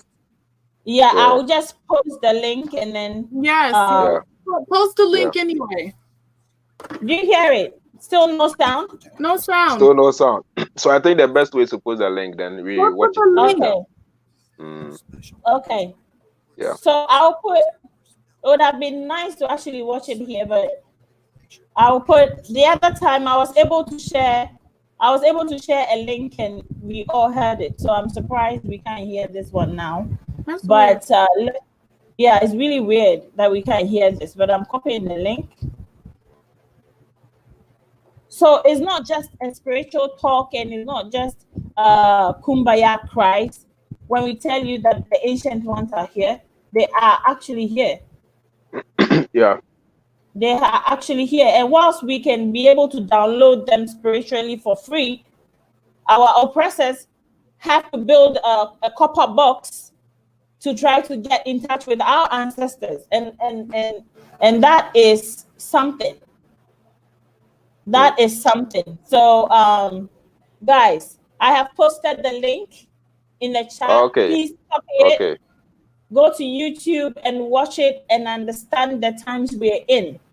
Okay. Okay. Okay. Okay. And know that these gods were the gods of our ancestors. The gods that worked with our ancestors and gave them power to become who they are. Right. Yeah. Oh, guys, I think we could have raised the sound bar on our YouTube on our phones to actually hear this. To actually hear this. Yeah. We could have. Wow. But we could have. Anyway, personally, I think it's already 4:16 a.m. here. Yeah, you can check So out. That's fine. You can check yeah, out. so But if, I'll some check it of out these using the things, link. yeah, Yeah. some of these things we won't get the opportunity to come together like this and watch some of these things so that we can actually put the information out there for our people to know what time it is. I don't know about our sister there, but I think today is Saturday. We can come live anytime in the course of the weekend. If That's fine. Yeah, we can it come on the weekend. Yeah. yeah. It And then depends on the start host. early and really go through it. Take our time to go through it. That's fine. Yeah. So you think we should go? Because maybe I really feel strongly that we should have gone through this, because the reason why I wanted us to go through this was because I want every single all 13 people online right now to take something with them home. And some of these things we will go and sleep, but there's maybe one person that this information is supposed to get to, and we didn't do it. When you feel strongly about something like this, about something like this, maybe you should see it through. So guys, please let me just put this. It's a very short video. So if you can, please raise the volume on your YouTube, and then let's please watch this very short video. Okay. Right. Yes.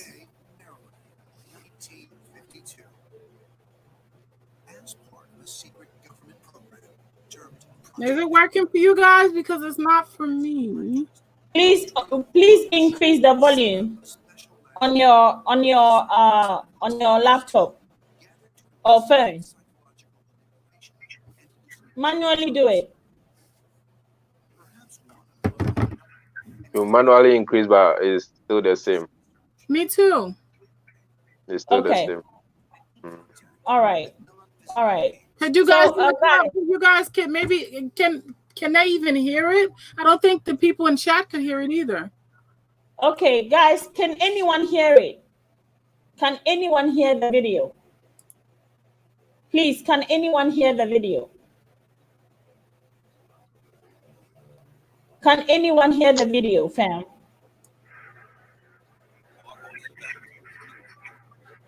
Because can anyone hear the video?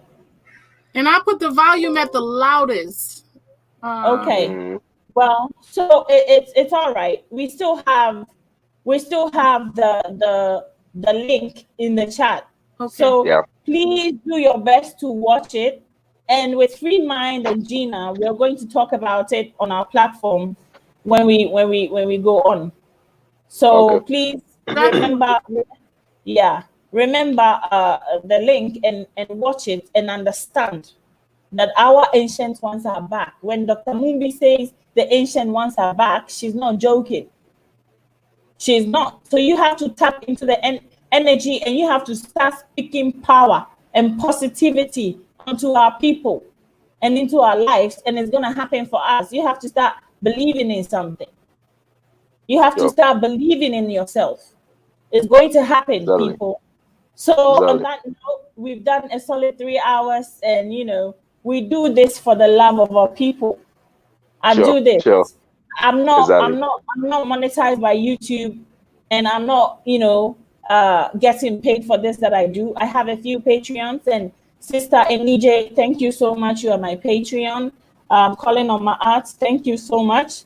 Andre Hachette Allen, Akinyi, Sister Kita, all of you, every single one of my Patreons, all my 8 Patreons. Thank you so much. I really do appreciate the little you can afford to give me at the end of every month, but it goes a long way for me to get data to come here and be able to do this. I really do appreciate you. If you want to help me help this channel, you can go to www.patreon.com/Woke Africa Show, and you can support us. Let me put it in the comment as well. Patreon /The Woke Africa Show. Yeah. And you can support the show with as little as you can every month. So before we go, Sister Gina, your last words. Well, Happy Juneteenth. Your last words. The discussion started about Juneteenth. So, you know, to end it with that, I think one of your people, one of the people in the comments stated it. It is a time that we should definitely think on the ancestors, and not just the ancestors that went, that were taken, but the ones that remained, because we were all enslaved in different ways. I believe the brothers and sisters on the continent were enslaved in a way, and we were enslaved in another. So I think it's a time of reflection. It definitely is not a celebration. It should be a celebration when we win the war. We're still having small battles. We haven't really won the war yet. So it should definitely be looked at as a time of reflection for our people. Yeah, it is. Well, Brother Freemind, I like your name, Freemind. Yeah, what I would say is I will treat all Black people that we should go back and learn our history. Yes. We should get to know who we are, so that in moving forward, we'll become wiser, and you'll be able to believe in ourselves. You understand? That pride that comes with being a Black man, that pride that comes with being a Black woman, we should be proud of ourselves. We should be proud of who we are.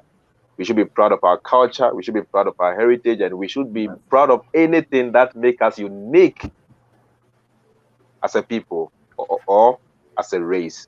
So the wind of awakening is blowing everywhere. And it's my hope that every Black person gets to know and gets to realize the truth. You understand? So that together we will be able to break the chains of brainwash and mental slavery and all this system, the matrix that has kept us down as a people. Yes. So and I thank you for having me on your show. It's been quite a good conversation, and I'll be happy to be part of the team next time when I'm called upon. I will gladly respond. Thanks so much. I also want to invite both of you on my show as well. I want to see you guys come talk to us diasporans. I can't wait. I'll be glad. I'll be glad.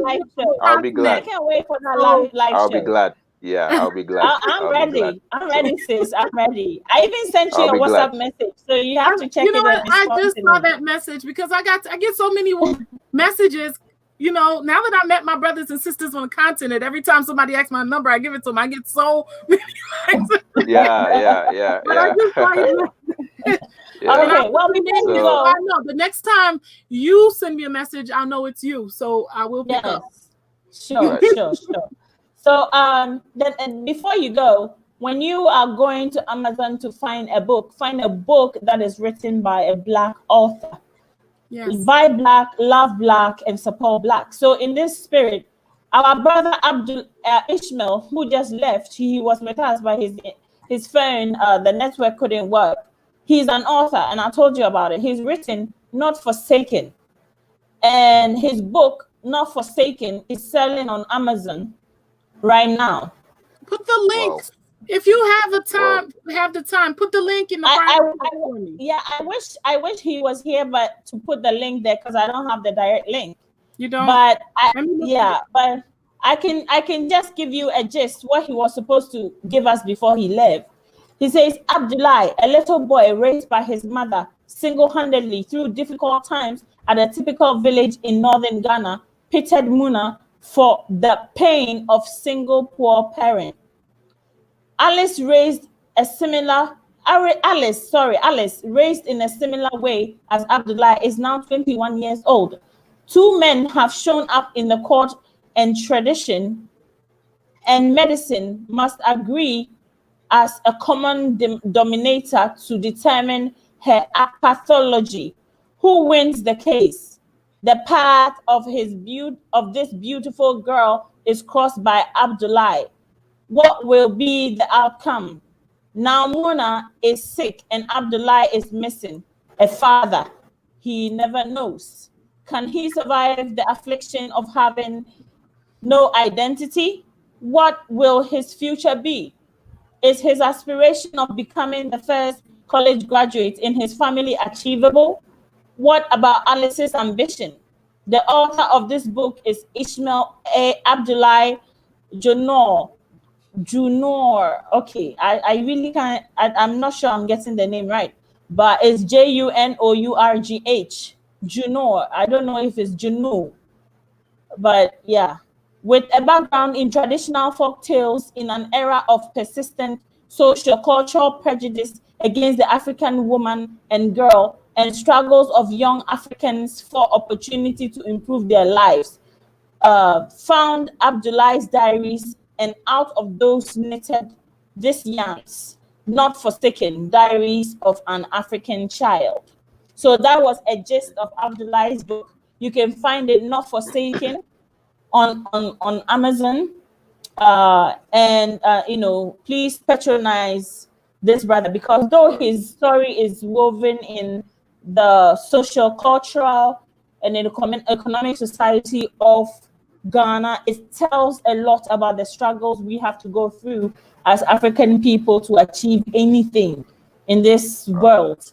And therefore, it will be a very powerful read to reflect on the culture, the life of the people who live on the continent, and the struggles that they have to go through, and it will help prepare you, have an insight into what actually goes on the continent before you get here. Yes. So please, if you can, please get that book. It's very affordable, but it has a What's the name of the book again? Give it to me one more time. I'm typing it. The title of the book is Not Forsaken. Not Forsaken by Ishmael. Let me type it in the comment and show it. So the title is Not Forsaken. We must always promote each other. So even if it's not here, I'm going to do this. Not Forsaken by Ishmael.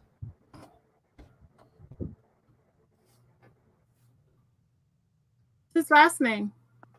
Yeah, I'm typing it. It's difficult for me to say it because I don't know how well to say it, and I don't want to disrespect his name, so I'm going to type it. Ishmael A. Okay, and the second name is J O. Okay. One second. The second name is Jon. Sorry, Jun. Ourgh. Yeah. Let me see. Okay. Yeah. Okay. AE. Okay. Yeah. So I think I have it. Okay. So I'm just going to show it. There you have it. Okay, great. Thanks. Yeah. There you have it. It's on Amazon. So you can definitely check this book out and support a brother. Okay. Yeah, sure. So Gina, when are we coming on the show? I'm gonna set up something and I will definitely let you know. Let me put my you guys put your link in the chat for me so I could go back. Well, I have your WhatsApp. But put your information so I could reach out to you your email address. Okay, so you can talk to you and let you can know. write to I'm putting it here. You could go in the private chat and put it there. Oh, it's all right. I can put it. It's okay. Yeah, I check it anyways. I check it. I always check it, and I always know who is emailing me. I always know. So yeah, the Woke Africa Show at Gmail. Yeah, because most of my subscribers are African Americans and or Haitians. If you mail me, it's coming straight to my phone. If you mail me, it's coming straight to my phone, and I'm checking it. Okay. So just hit me up when you're ready, sis, and I'll still send it to your WhatsApp so you can remember and save my name. That is AJR. Yeah, because it's really important. That's it's gonna be very interesting. You don't understand. There's a lot, like you guys don't know a lot about what's going on here.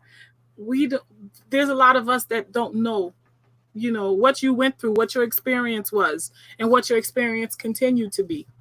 So this is how we connect the dots. This is how we bring it together. Yeah, sure. Because when we realize we're really the same people, it's gonna make sense to go home. Yeah. It is. And you when you come and people come to meet you at the airport this time, it wouldn't be some group that was contracted to come and dance over there. Exactly. Real people. It'll be real people. Yeah. It'll be real people, bringing you happiness and welcoming you warmly at the airport. And you should trust that you see my face over there. So come on home. I'm definitely coming. I'm gonna get me some land in Ghana too. I don't know where. You never know. I might end up in Ghana, so don't be surprised. You will. We thought this love. See, although they told me the jollof rice, they say the jollof rice originated in Gambia. There's some people that tell me that. They told me it was a real jollof. I'm telling you that the jollof wars will never end. Jollof war will never end because my sister Rosette is a Nigerian and I'm Ghanaian. I love her to death, but I'm always going to choose Ghanaian jollof over Nigerian jollof. unless Rosette, unless you blow my mind with a jollof rice, Nigerian jollof, I won't they said originated in the Gambia, so I don't know. The Gambia is like we're the big boys. Let the kids fight over it. We're the big boys, but no. Even the kids will grow, to be big boys. So the jollof wars are on. Ghana, Nigeria, and the Gambia is on. Till that kingdom comes forever and ever. Guys, I'm going where the best jollof is. I gotta try all three. Wherever the best jollof rice is, that's where I'm staying. When you come, Rosette and I, he's in Kenya, so he's gonna have to come and show us what Kenya has to offer when it comes to jollof. Yeah, no, they don't have jollof here. They have their own kind of food. They don't have jollof here, but personally, I'm a good cook myself. I cook my own food, so whatever I want to eat, I cook it. You'll be on my team, myself. Okay? So you'll be on my team. No problem. Yeah, no problem. Rosette has to find her counterpart. And so the jollof war is on. Yeah. I really enjoyed this show from the beginning to end. Sure. And people, I keep telling you, keep your vibrations high. You need to tune into knowledge. Get knowledge, get understanding. That is how you can connect with the spirituality. Get knowledge, get understanding. I have enjoyed this absolutely. I would like to thank every single person that showed up in our chat. I'm not going to leave without acknowledging my chat, the people who contributed. And I think, guys, we must all look in the chat and acknowledge them one after the other if you want to help me do that.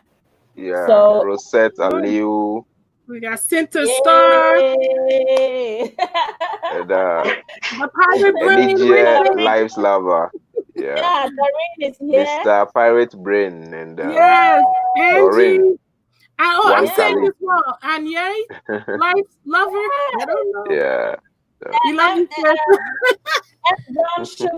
Brown Sugar was here. And yes, Doreen has been amazing as well. And then there's Kin Kenyatta. Miss Awida. Yeah. I'm sorry.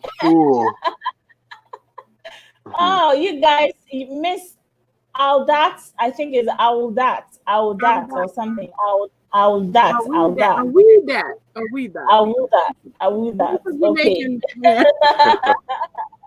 But every single one of you were amazing, and when I'm so happy when we meet and we have divergent views, because the divergent views kind of like bring out sometimes the truth that we don't want to admit, and sometimes it brings us, it opens our eyes to new see ideas. It broadens our minds. And broadens our minds and the way forward.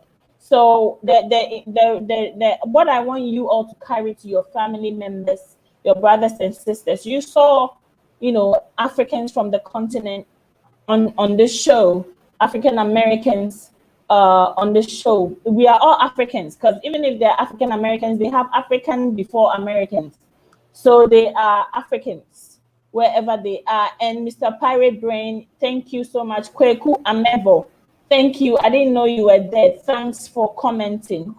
We are all one people in the end. And tell our people, let my people come home. Tell them to come home. Tell them to come home. Tell them to come home so we can pour libations again. Yes. Tell them to come home so we can connect with our ancestors again. We're coming home. We're coming. Yes. We're gonna come home. And when we come home, you guys gotta get used to it. We're a little louder. We're a little bit more pushy, but you're gonna love us. Yeah. In the beginning, it might sound strange, it might feel strange, but eventually, give us 1 month. Everybody's gonna get used to everybody, and we're gonna live in harmony and in peace. And we're going to develop. We're going to push our own agendas, okay? And we're going to be imagine that Africa. Oh my God, what an Africa is going to be. Yeah. So thank you so much, Sister Gina. Yeah, thank you too. I'm always excited to see you come on. I'm always going to support. I haven't really done too many live shows, but when I do, I want to definitely have my brothers and sisters on a continent on it. So look forward to getting those messages. Okay? Yes. All right. Mind, this is the first time I've had you on the show. But I've been talking to you for a long time, Mr. Free Mind. I've always been talking to you on WhatsApp. And I find that you are an amazing, young, powerful Black king. Black God. Thank you so much. So you need to keep your power up, and you need to keep your fire burning, because that is how we can make it through. Okay? So thank you so much for coming on the show. I really appreciate you, and I will be available whenever you need me. So thank you so much. Thank you. All right, great. All right, so people, this is where we end it. Please stay safe. Remember, Ubuntu means I am because we are, and Tuko Pamoja means together we can. Thank you. I love you so much, and stay strong.